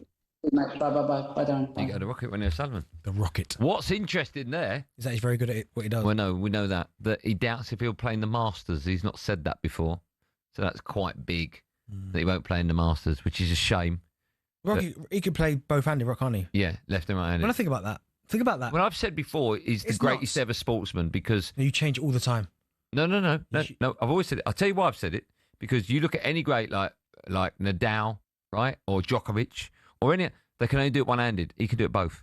And I've always said that about him. Yeah, but footballers can do both feet. What? Both feet, footballers. Very rarely. And no, very rarely. He was banging Wassell's drum earlier. Luke Littler. Yeah. Yeah, I've said he's greatest ever teenager.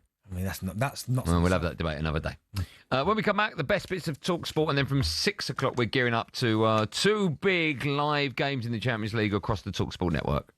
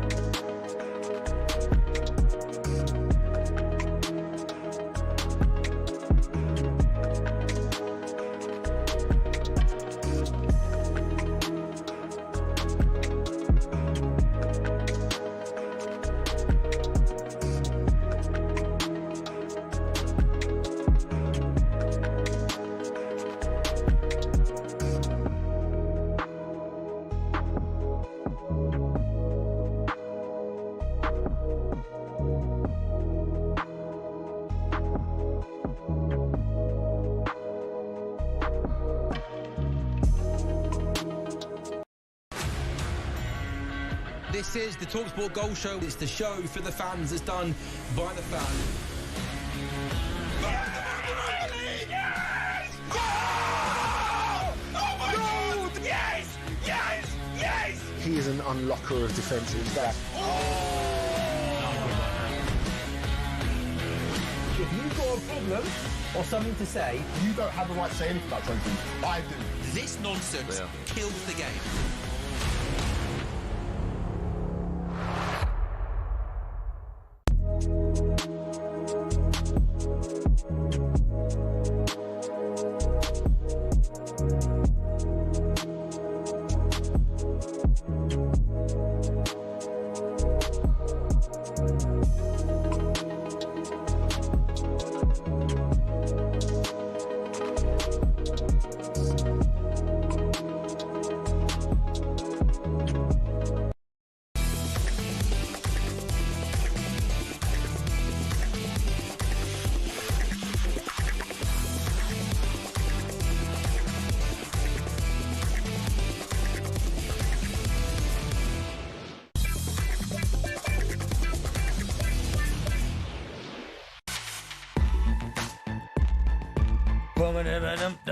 And Andy Goldstein is just sorting his headphones out, so I will have to do what I always do, which is the heavy lifting. I can still talk. That's the beauty of a microphone and an earpiece. Is it? It's totally different.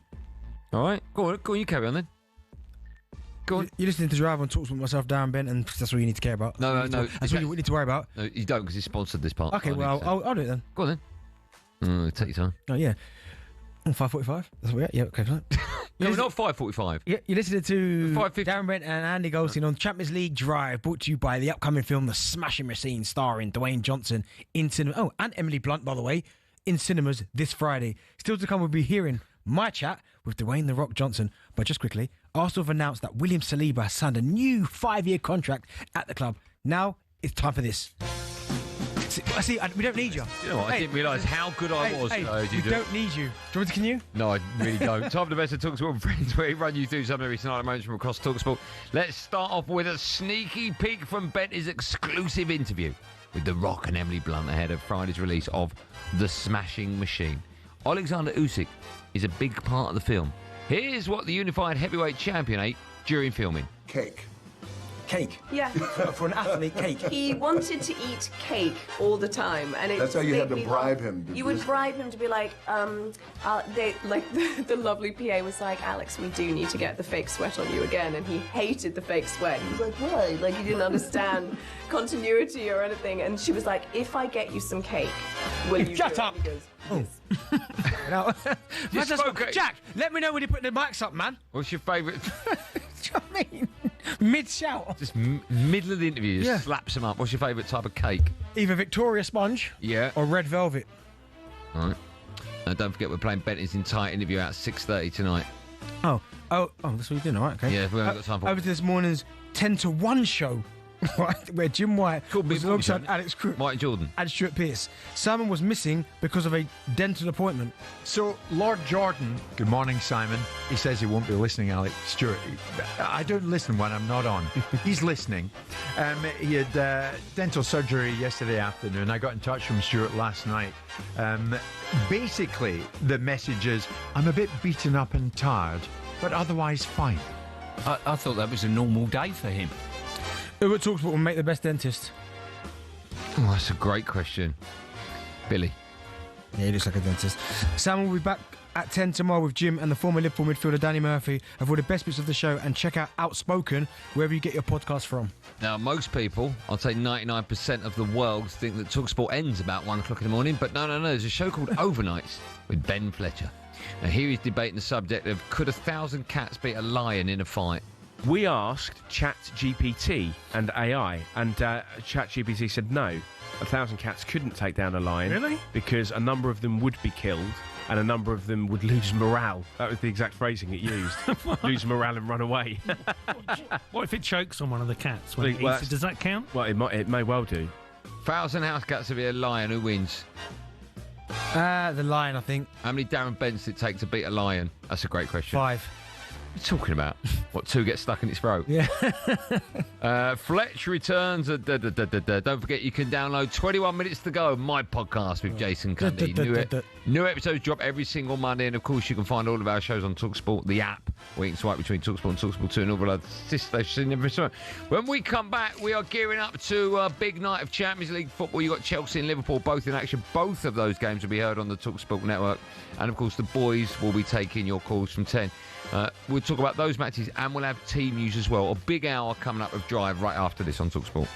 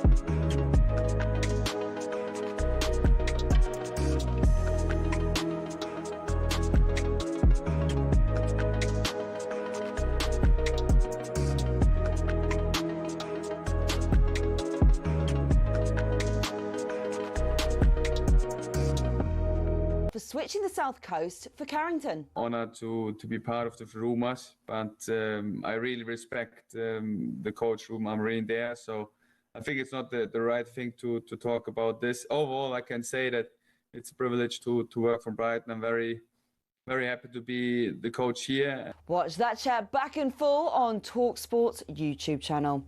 Good news for Arsenal fans as well. Their star defender is staying put. William Saliba's officially put pen to paper on a new contract. talkSPORT's Alex Crook breaks it down for us. So he's there now until 2030. We know that some big clubs in Europe, including Real Madrid, have shown interest. So I think this is a real signal of intent from Arsenal. I understand the pay packet is 250 grand a week or thereabouts. Crookie also reckons next on the list for them is Bukayo Saka. Now, if you are ever in any doubt about England's chances of winning a major trophy, well, even the Welsh think it's a foregone conclusion. Now, this is a team, when they go to tournaments, they're looking to win it. And I believe that it's a matter of time. I thought it would have happened before now, but it's still a matter of time. England host Wales during the international break here at Live on talkSPORT. Meanwhile, Steve Clarke has recalled Craig Gordon for Scotland despite the keeper not playing yet this season. Anthony Ralston and Kieran Tierney have also been included in the squad. Now, Sheffield Wednesday players are said to be discussing whether they should refuse to train this week. They've been told they won't be paid on time this month after delays throughout 2025. All's being well, the Owls Championship meeting with commentary is live Saturday lunchtime, commentary over on talkSPORT 2. And he missed out on a place in the Ashes squad, but 21-year-old Rayan Ahmed's been named captain of the Lions. They'll tour Australia this winter. Alongside the senior squad, there's more Ashes build-up on talkSPORT's cricket YouTube channel.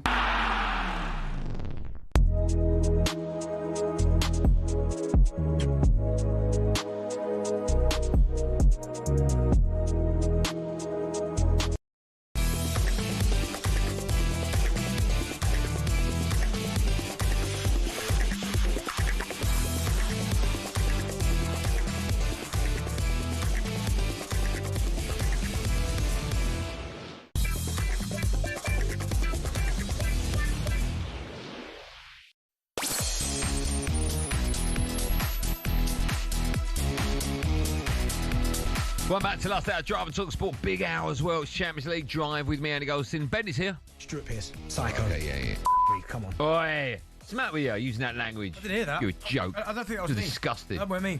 Well, just heard it was you. Nah, it's meant to be a role model. Play it again, Jet. Go on, play it again. Stuart Pearce. Psycho. Okay, yeah. Come on. See, that wasn't me, that. He's added that bit in. Is that AI? Yeah, he's added that in. Still to come, we'll be hearing Bent's chat with The Rock. I'm excited about that. Time now, though, to preview tonight's European football action with our friends at Enterprise Rent-A-Car. European football preview on talkSPORT with Enterprise Rent-A-Car. Whatever it is, we're here for it. 2-2 in stoppage time. In comes the Leeds corner. Yes, they can. It is Virgil van Dijk. An extraordinary start to this Champions League campaign. The cross in towards Osimhen. And he cushions the ball into the bottom corner. Osimhen at the double. Galatasaray 3. It's come out to Moises Caicedo. Oh, he's rifled it in. Jose Mourinho's return to the blue corner of London. Absolutely a privilege to face legend, not only for this club, for different clubs. Here's a ball in towards the near post. Otamendi gets up there. You just don't get drama like this anywhere else. It's just football. It's just talkSPORT. Oh, yes, it is. Follow us at 7 Adrian Damos live coverage of Chelsea against Benfica at the Bridge as Jose returns. Meanwhile, on talkSPORT 2, Galatasaray face Liverpool. We're looking to bounce back from that defeat against Crystal Palace. Ahead of the game, the gaffer Arne Slot, he spoke about where his team can improve, which may have included a slight dig about another Premier League side. One of our main strengths last season that we hardly conceded from set pieces. So we have to go back to that. We haven't changed our setup. We haven't changed anything. So we have to prove in the upcoming weeks and months that we were maybe a bit unlucky in conceding some set pieces, because that can happen in 5 or 6 games. Difficult to see it for the long term. But it's something we definitely have to improve, because I also see teams in the Premier League that win games by set pieces, and we lose games because of set pieces. I think it's fair to say Liverpool, since the season began, actually have looked a little bit shaky at the back. They've only got, 3 centre-backs now following that injury to Leone. Would you be concerned if you're a Liverpool fan? I said before, I mean, you might be at the level of performance, but they were still winning games. And eventually at the weekend, it caught up with them. I thought Crystal Palace were the better side. Certainly that first half. I mean, Mateta could have had a couple. He hit the post. Alisson made great saves. And they got punished. And yes, they probably thought they'd nicked a point when Chiesa again came on and had that impact, scored a goal. And then Eddie Nketiah, which is so ironic with the old Arsenal connection, wins it for Palace. But their level of performance, Liverpool's will go up, because I've said it before on the show, I don't know how many times. It's a sign of champions when you're not playing that well and you're still eking out results, and they were doing that. But eventually they came up against a side in Crystal Palace that were just game and that were an unbelievable run themselves. So maybe it was that kind of the wake-up call that they kind of needed, Liverpool to go, do you know what? We can't just keep doing that. We have to be better. So I expect them in this game against Galatasaray, which, by the way, will be difficult. Tough game, this is. A tough game. Which is a really tough game. to be better. I mean, you talk about Galatasaray have lost once in their last 15. But even going over there, 20 matches. Right? Was it? Sorry, I spoke over you. What is it? I think they've lost one in their last 20. You played in Turkey? Yes, I have played in Turkey. Crazy. What, the atmosphere? Oh my goodness, crazy. Yeah, but it's frightening, isn't it? Yeah. Do you know what? It's frightening, and at first you're almost like, oh my goodness, but then it's a great atmosphere to play in. Do you think that it's going to be so difficult for Benny to talk now? Because no, it's been on the whole time. Who hit that? Mbappe. Oh my goodness. Yeah, we've got Real Madrid on. 20 minutes gone at 0-0. Do you think that Liverpool should have prioritised the signing of Guehi over Isak? And by that I mean, I know that they wanted 35, they offered 35, but in the end Palace said no. But if they, for argument's sake, if they would have said is 70, I'm not suggesting they should have, but if they offer a silly amount of money, Palace couldn't have turned it down. No, they would have taken it. Exactly. What do you think, now you've seen Liverpool in the opening, 5-6 games of the season, what do you think should have been their priority? Isak, bearing in mind they had Ekitike. Who looks very good, by the way. Who looks brilliant. Or Guehi. I mean, it's easy to kind of say that now because of how Of course. But, I mean, listen, I think Guehi's better than Kanai. I think Kanai's got off to such a shaky start this season. We can say something else there. No, a really shaky start. So I think he would have made them better. And you're right, with the injury to Giovanni, I think, is his name Giovanni? Isn't that Giovanni? Who are you talking about? The centre-half for Liverpool. For some reason. Leone, I just said Leone, but his first name. that, yeah. Maybe his first name. Dave. I like to work with just Leone. Giovanni. Giovanni Leone. Yeah. If you're going to bring out a range of suits, that's what you want to bring out. What, Giovanni Leone? Well, I like that suit. Where's that from? Giovanni Lasoni. Leone. Lasoni's down the road. Yeah. The other one in my cupboard hanging up. Wembley Market, Lasoni. Yeah. But no, yeah, I think, of course, you look back at it now and you go, they probably should have done, but I think Guehi's such a great defender. But so it's not about prioritising, but I do wonder, with them spending so much money on Isak, if there are some sectors that think, really? Because they've now caused a problem, because I know Ekitike dropped himself with the sending off, but he has looked really, really good. Yeah. Like, he's looked better than Isak. But Isak didn't play for so long. So he's not match fit yet. I know he's not match fit, but still Ekitike has come in and done what you'd expect him to do. Yeah. I mean, they paid a lot for him. Was it 70 or 80? Yeah. Insane money. So that usually, most teams, that's your starting centre forward. Do you think? Yes. All teams. Yeah. Apart from Man City. All teams. He starts for you. 80 million, starting. Yeah. And they've gone 200 million on 2. Yeah, and what's his name's not working, is he? Verts isn't working at the moment. Do you not know? I don't think he's working at all. Right. When you watch him, I think I'm right in saying, sorry, in every game he started, he's been subbed. Yeah, I mean, listen, it's a different league, but what I will say about him is that I've seen him play for Liverpool. I know. And for Liverpool? Right, he takes up some unbelievable positions. Like, he's so intelligent in terms of his movement. Yeah. That at some point it's going to change for him, because there's times he picks up the ball in the half turn, he drifts past someone, he little roll to someone else. Eventually that will start to click, because he's a good player. But it hasn't yet. Not yet, no. But it hasn't been a 10 yet, no. No. But okay. He will be. He's been given opportunities. He keeps getting slot, keeps playing him. Just go back to that front line again, because you mentioned that there's problems with Ekitike. About where he starts, if he starts. Isak. Obviously, you can't move Salah. He has to stay down. You got Gakpo, you got Chiesa. Yeah. So, I think Chiesa is going to be more of a sub, right? He is, but he keeps having an impact when he comes. He does. He really when does. He comes on. He's a class player, right? They got him for an absolute snip. What was it, like 9 million or something ridiculous? 5 years ago, you're not getting him. No. Because he was Italy's best player when they won the Euro. Yeah, he was player. destroying the injuries sort of killed him a bit. Yeah. I mean, when they signed him, he was injured, right? Yeah. But no, fair play to him, though. He's not sulked. He's got himself back there. He's scoring goals when he gets an opportunity. He probably thought he got his team out of trouble again. Yeah. But, he's a class act. What do you think the priority for Liverpool this season is? To win everything. I know, but realistically. Penalty. Obvious one. Goalkeepers, look at this, Andy. I bet he's going away from the goal. There you go. Just leave him alone. Real Madrid don't need no handouts. No, they don't. Poor decision. But no, I think for Liverpool, their aim would be to back it up. Yeah. With another penalty, with another. You can't back up another penalty. Another Premier League title. Yeah, Benny's not going to be able to talk now. Yeah, of course. Keep going. And they also Champions League. I just think a club as good as Liverpool. What is he doing? Honestly, I always feel a club as good as Liverpool, as big as Liverpool, prioritise winning everything. And I think Champions League and League is their priority this year. Sorry, he has looked for that. Yeah, that's what I'm saying. But keeper, it's a pen. He's taking his standing leg, but okay. Sadly, it's a penalty, right? Not sadly, it's a pen. No, do you know what I mean, though? And then the keeper tries to stay down like he's hurt himself. Yeah. It is a bit silly. Mbappe steps up. It's got a new trim. I like it. Do you know what? That's why I questioned it was. He looks very sharp. Yeah, I quite like He's got, dare I say, a Darren Bent haircut. He has got. Yes. Yeah. Mbappe from the spot. 1-0. 1-0. Thank you. Don't miss that. Thanks for coming. Yeah, it's. You don't need to say Matt face when you got that, do you? Literally do that. Yeah, it was. Yeah, he took the penalty, he put the ball down, he looked calm, composed, and he put it to the goalkeeper's right, and the goalkeeper died to his left. So he sent him the wrong way, effectively. Good work. Right. Anyway, Liverpool's priority would be to back it up, win the Premier League title again. I think, because that shows big achievement and consistency. Yeah. And also go deep into the Champions League, if not win it. That was a look at tonight's European action with the Enterprise Rent-A-Car. Whatever it is, they're here for it.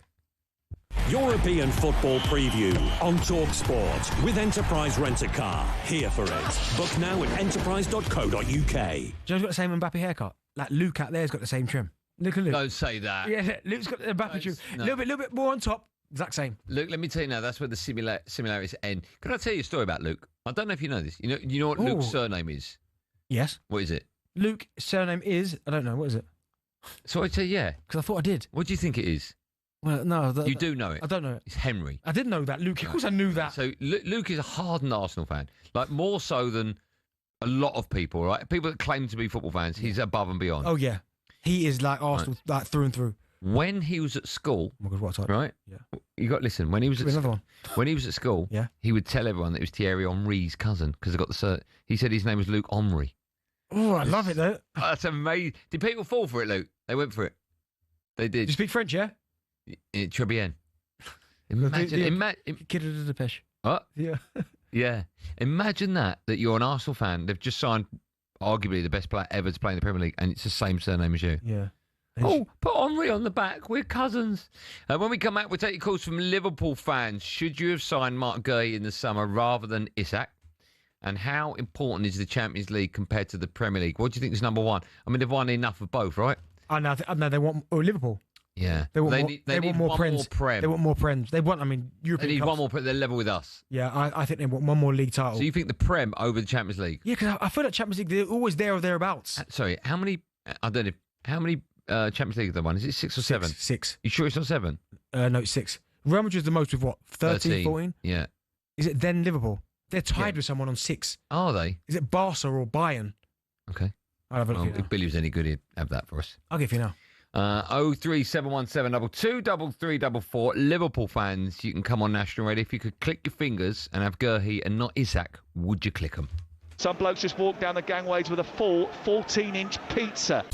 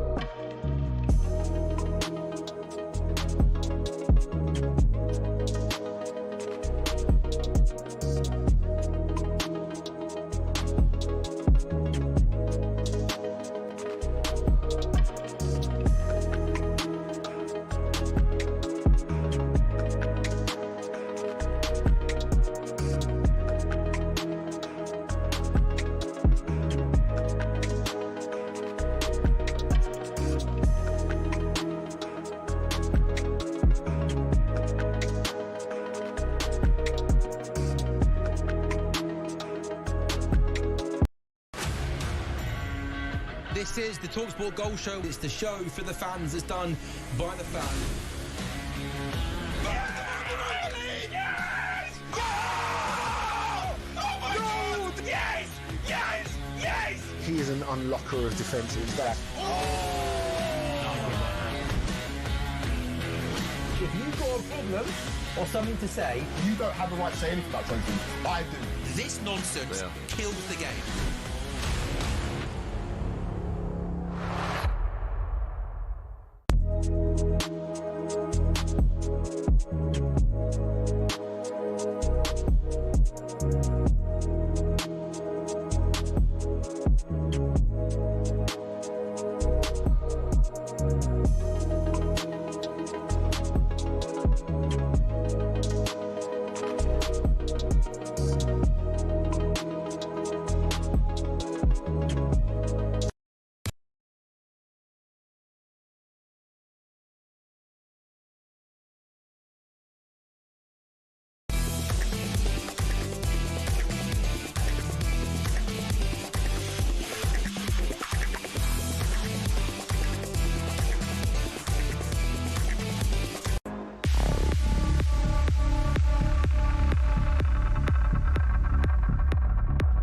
Listen to Andy Goldstein Darren Bent on Champions League Drive in partnership with a new film, The Smashing Machine. It's based on a true story, and you can see it in cinemas on Friday. Still to come, we'll bring you team news from tonight's Champions League games.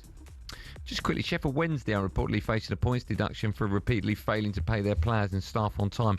Once again, I mean, that I don't know what you do, because it's literally like catch-22, right? Yes. You penalise the club, they're going to go in further down the league, if that's even possible, which of course is not. And then less money's coming in. I don't really know what they do. So I don't know if penalising them points is the answer.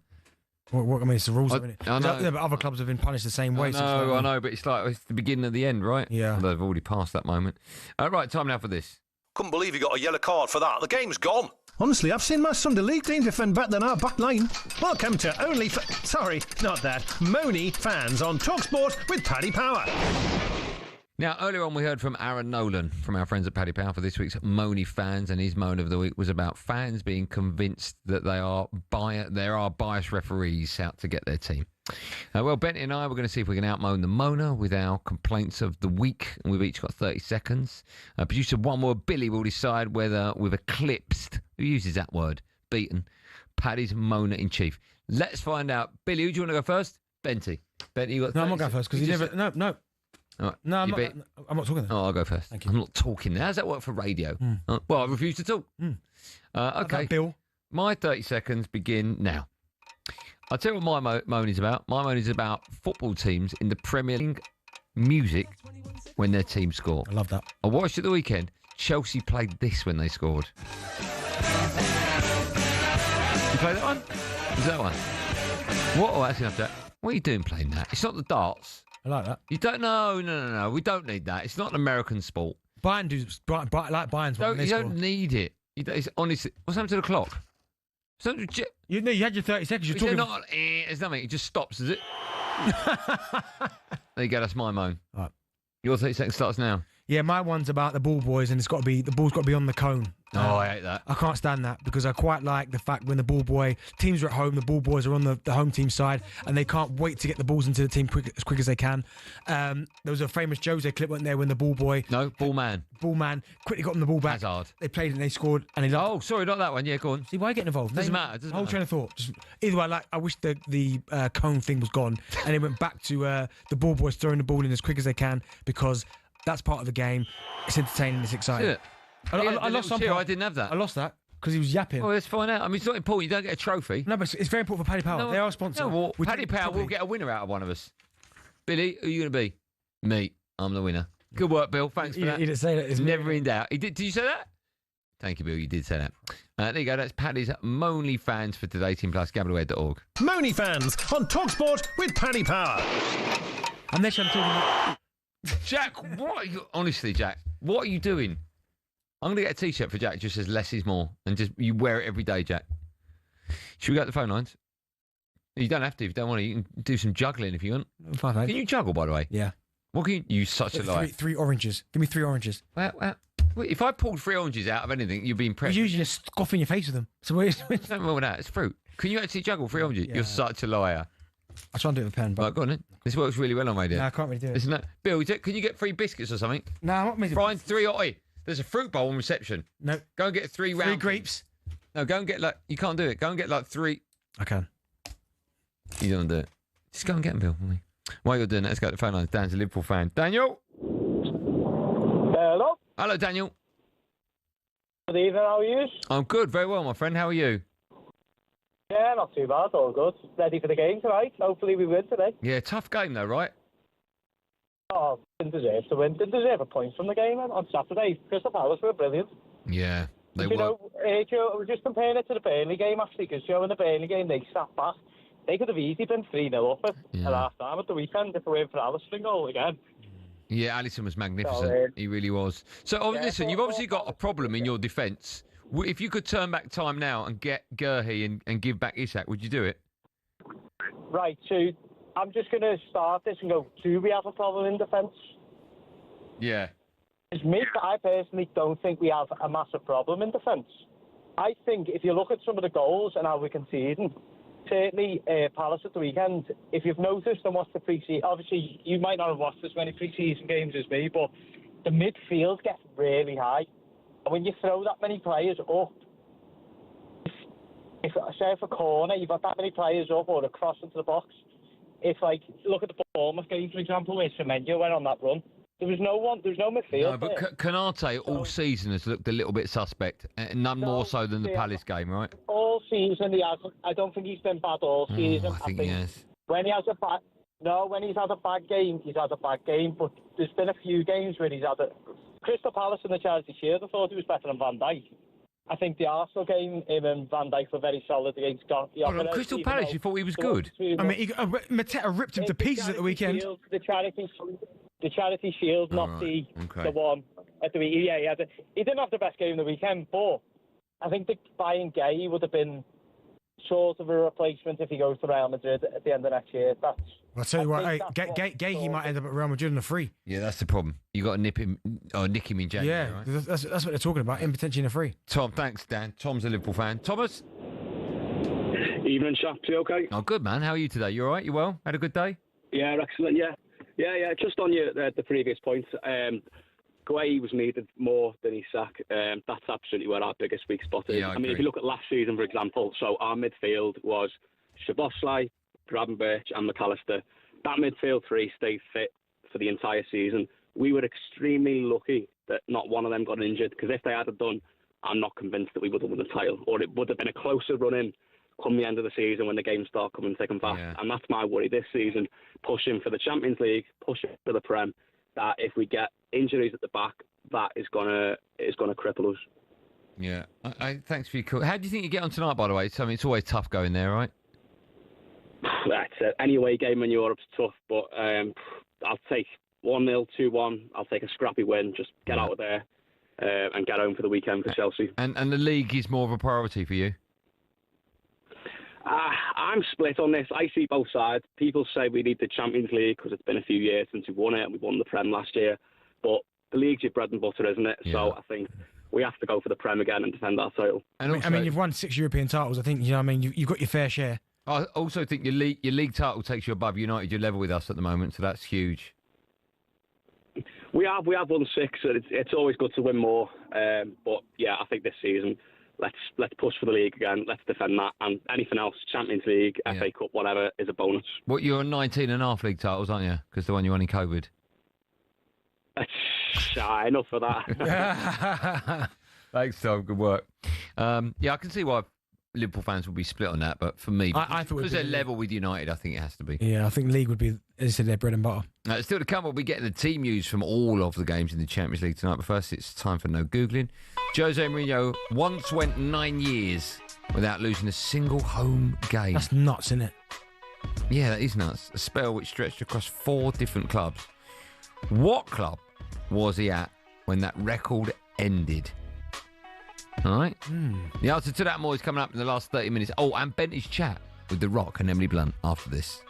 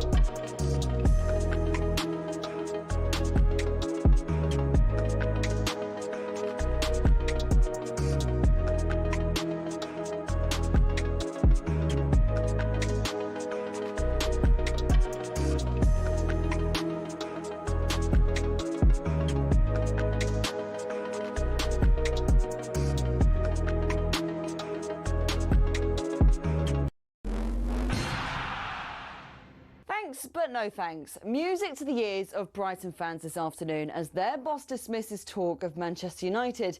Fabian Herzler joined Jim White earlier today and was asked if he'd be up for switching the South Coast for Carrington. Honoured to be part of the rumours, but I really respect the coach room. I'm really there, so I think it's not the right thing to talk about this. Overall, I can say that it's a privilege to work for Brighton. I'm very happy to be the coach here, and we have a lot of work in front of us. Watch that chat back in full on talkSPORT's YouTube channel. Good news for Arsenal fans as well. Their star defender is staying put. William Saliba's officially put pen to paper on a new contract. talkSPORT's Alex Crook breaks it down for us. So he's there now until 2030. We know that some big clubs in Europe, including Real Madrid, have shown interest. So I think this is a real signal of intent from Arsenal. I understand the pay packet is 250 grand a week or thereabouts. Crookie also reckons next on the list for them is Bukayo Saka. Now, if you are ever in any doubt about England's chances of winning a major trophy, well, even the Welsh think it's a foregone conclusion. Now, this is a team, when they go to tournaments, they're looking to win it. And I believe that it's a matter of time. I thought it would have happened before now, but it's still a matter of time.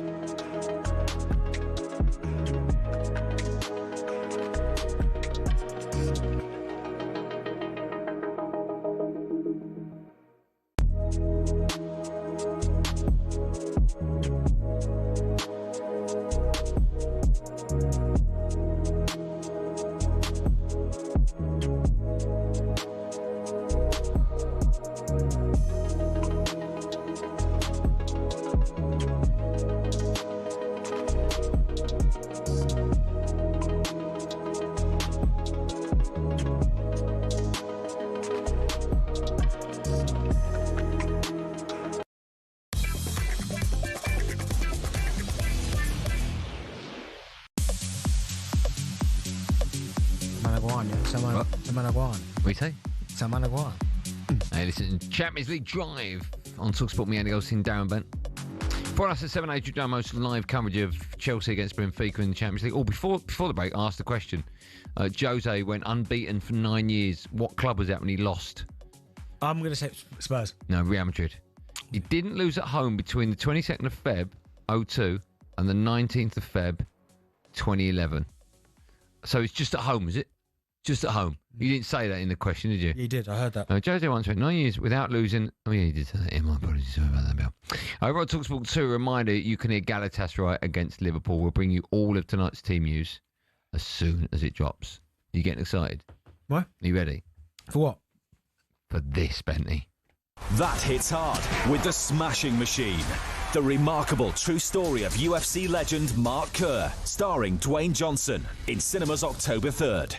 Now, we've been building up to it ever since it happened. It's time now to talk about a new film coming out this Friday. It's called The Smashing Machine, starring Dwayne Johnson and Emily Blunt. The film is based on the incredible life and career of MMA fighter Mark Kerr. And would you believe it, our very own Darren Bent sat down with the cast last week. Was it any good? Were you any good? Oh, here we go. Yeah, I was very good. I'll be the judge of that. Darren Bent here for talkSPORT. Dwayne, Emily, thanks for joining me. Of course. I want to start with you, Dwayne. Did you always want to make an MMA movie? And what was it about Mark Kerr's story that attracted you to it? I didn't always want to make an MMA movie. I wanted to make this particular movie. MMA just happened to be the thing that Mark Kerr did. And at one time, as you know, Mark was the greatest MMA fighter on the planet. Most dangerous, feared, unstoppable. He was, he was a smashing machine. And he would just completely go through these guys. The most compelling thing I think about Mark's story that we wanted to tell is when somebody can seem impervious to losing or invincible, you just never know what they're actually going through. And whether it's us, you, anyone out there, like we try to put on this thing, right? Like, hey, we got together. Yeah. And we try to at least, but you never know what people are going through.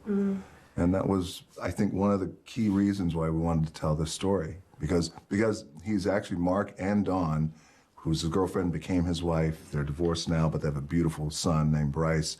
They're the living examples of what happens when you go for everything and you lose it all. And there's addiction involved, and there's, he overdosed twice. He's lucky to be alive, but they're here today, and they made it, and they overcame those odds. I mean, I've seen the film, and I think it's absolutely amazing. Thanks, brother. And for you, Emily, what drew you to Dawn's character, and how much time did you have to spend with her to really get that kind of emotional connection? I mean, I tried to spend as much time as I could, and, she was so generous with that time and with what she shared within it. It was just... I, of course, asked her endless nosy questions about everything, like everything to do with their relationship. And she was really vulnerable. And it's also now she's older, she's wiser, she's looking back on that time as one of the most volatile times in her life. And I think we've all behaved in ways at times that we go, why did you do that? Oh, my God, you could have handled that better. But there was great love between them, and yet... For me, the attraction was to play somebody who wasn't necessarily tidy or palatable or sort of easy to pin down as to whether she was a support system or his Achilles heel. And I think that just felt truer to a relationship, because in films, it has a clearer identity sometimes, or characters have a clearer identity. But I think people are a myriad of things, and they fluctuate between those things within half an hour, and you see this, and like human beings are hard to figure out. And so I loved that about her, and I loved that about Benny's environment that he was willing to explore, Was it one of them as well, when you spent the more time with both of them, that the more they opened up? Because I'm guessing at first they're quite nervous and quite guarded, and then all of a sudden... Dawn was maybe more nervous at first. Mark is quite open, actually, and he's very self-reflective. And our first Zoom we had with him was almost 3 hours. Wow. 3 hours. It ended at midnight. It was extraordinary. But you're right, they are a little bit, because it's their life. And, up until maybe, I don't know, 5-6 years ago when we first started making the announcement that we were going to do, in 2019 was first announced that we were going to make Smash Machine, and Benny and I were going to do it then, and then COVID happens. But the documentary came out in the early 2000s, and for Mark and Dawn, really that's their legacy. And it didn't end well, that documentary. It's not like it had this rocky ending. Yeah. It's like, oh, the guy loses everything, and then that's it. Yeah. And so you think for them, for decades, that's been the lasting imprint until this. So naturally they were a little guarded and concerned, but also wanting to be open as well. So we told the story right. I read something somewhere as well for you, Dwayne, that you had to bulk up, which... Sorry, I find that really It was really difficult funny. to believe. Benny being like, do you work out? You're going to have to. Like. Yeah, I found that really difficult to believe. How hard is it for you to obviously change different weights for different roles? Well, I've done that in the past, you know, a couple of pounds here, 5 or 10, you know, modulate the weight This up and was down. massive, This was yeah. bananas. Like, Benny came to me, and we had a good laugh about it. He said, I don't know how to say this, and I don't know if you've ever been asked this, but you're going to have to get bigger. And I kind of laughed, but I knew he was right, because Mark Kerr was a puffier. Puffier, because Mark was a big guy, a lot bigger than I was back then.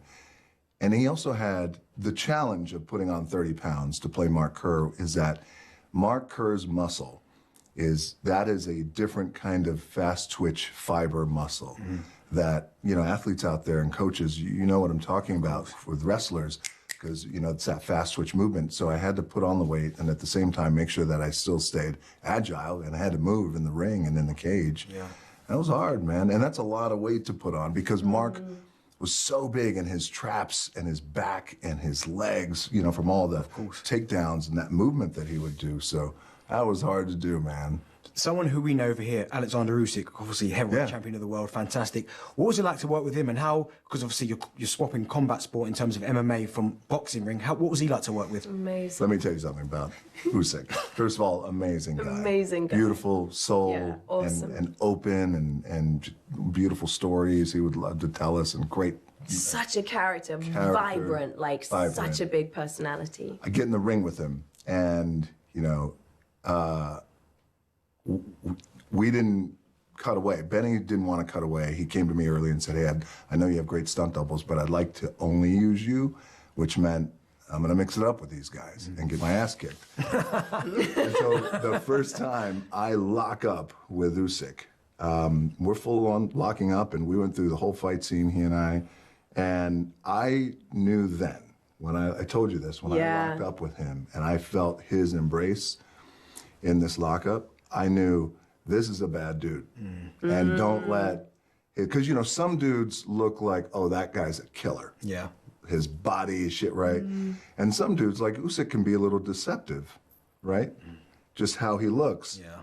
But when he locks up, that deception becomes reality, because I'm like, oh, this is a bad dude. And he's just, you could feel it in his legs and in his base. And then we start sparring at the top of our fight. You know, a couple of jabs out there. He is so fast. Yeah. And you know, if one of these punches slips, it's bad. I'm going to the and hospital. What was his favourite thing to eat on set? Cake. Cake? Yeah. For an athlete, cake. He wanted to eat cake all the time, and that's how you had to bribe him. You would bribe him to be like, the lovely PA was like, Alex, we do need to get the fake sweat on you again, and he hated the fake sweat. He was like, why? Like, he didn't understand continuity or anything, and she was like, if I get you some cake, will you do it? And he goes, yes. And so they'd get him some cake. Absolutely incredible. Well, Dwayne, Emily, thank you for your time. Thank you, brother. Thanks for talking to me. Look at you hobnobbing with Hollywood's big cheeses. Got Will Smith next week. Have you? Yeah. No, you haven't. Yeah, I've had Will Smith next week. Have you? He's such a liar. I have. It's all in your life. No, I don't have one. Well done, by the way. Denzel. Yeah, I can imagine you. There were some documents. Yeah. Well done. Did you enjoy it? Were you nervous? No, I wasn't. I felt all right, to be fair. I felt fine. I mean, they helped because of how nice they were.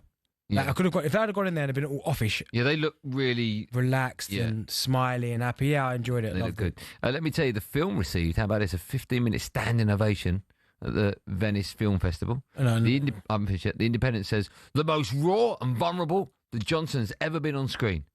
And Indy Wire says, Emily Blunt is sensational. I mean, that's Dawn, yeah, she's good. I could have told you that. But you know what's mad? Who claps 15 minutes? I don't know how that's possible. Yeah, 10's enough. Yeah, 15. I'd say 14's enough. No way. But that just tells you how great that is. A 2-minute applause is long. We know in, obviously, sad occasions before a football match, when you clap for a minute. Yeah. If it was like the applause is going for a long time. 15-minute applause. No. That just tells you how great the film is, Darren. You can watch The Smashing Machine in cinemas this Friday. That hits hard with The Smashing Machine. The remarkable true story of UFC legend Mark Kerr, starring Dwayne Johnson, in cinemas October 3rd. You can. Time now for Benty to have 6 minutes off.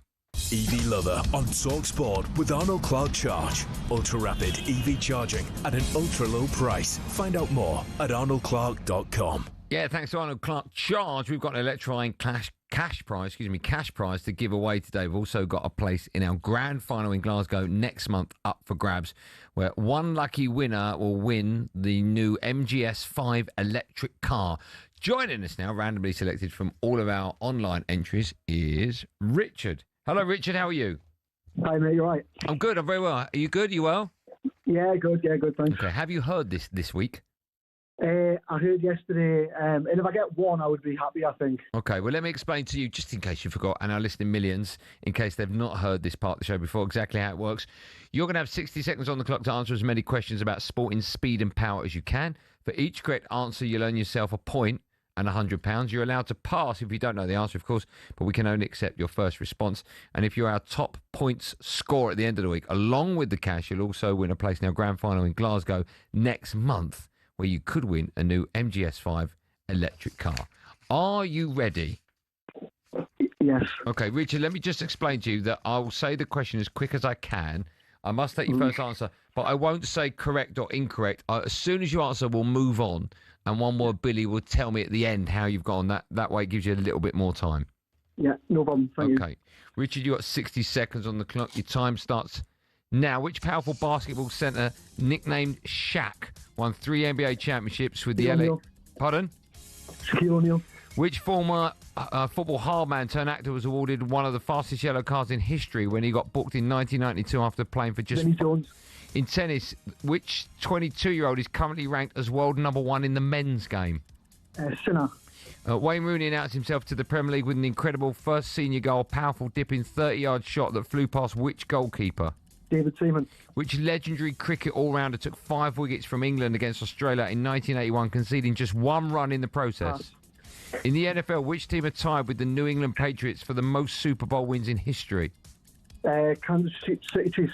Which powerful striker scored the very first goal of this season's Premier League? Holland. Which 3-time F1 world champion driver was known as the Flying Scot? Pass. Tiger Woods was born in which US state? No, I pass.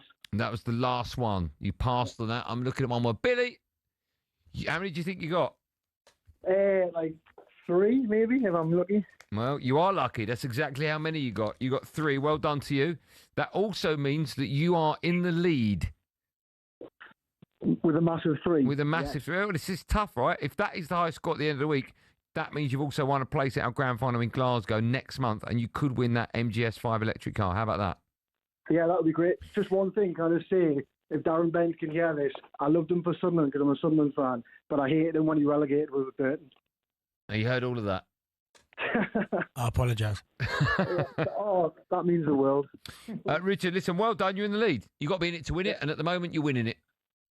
That's right. Cheers. Thanks, man. Have a lovely day. If you would like to win some cash and think you can beat Richard's score in tomorrow's show, enter now at talksport.com/win. That's all thanks to Arnold Clark Charge. Ultra rapid EV charging at just 55p per kilowatt hour. Find out more at arnoldclark.com. EV Lover on talkSPORT with Arnold Clark Charge for your chance to win a new MGS5. Enter online now at talksport.com/win. Big night for English sides in Europe. When we come back, we'll have all the team news you need.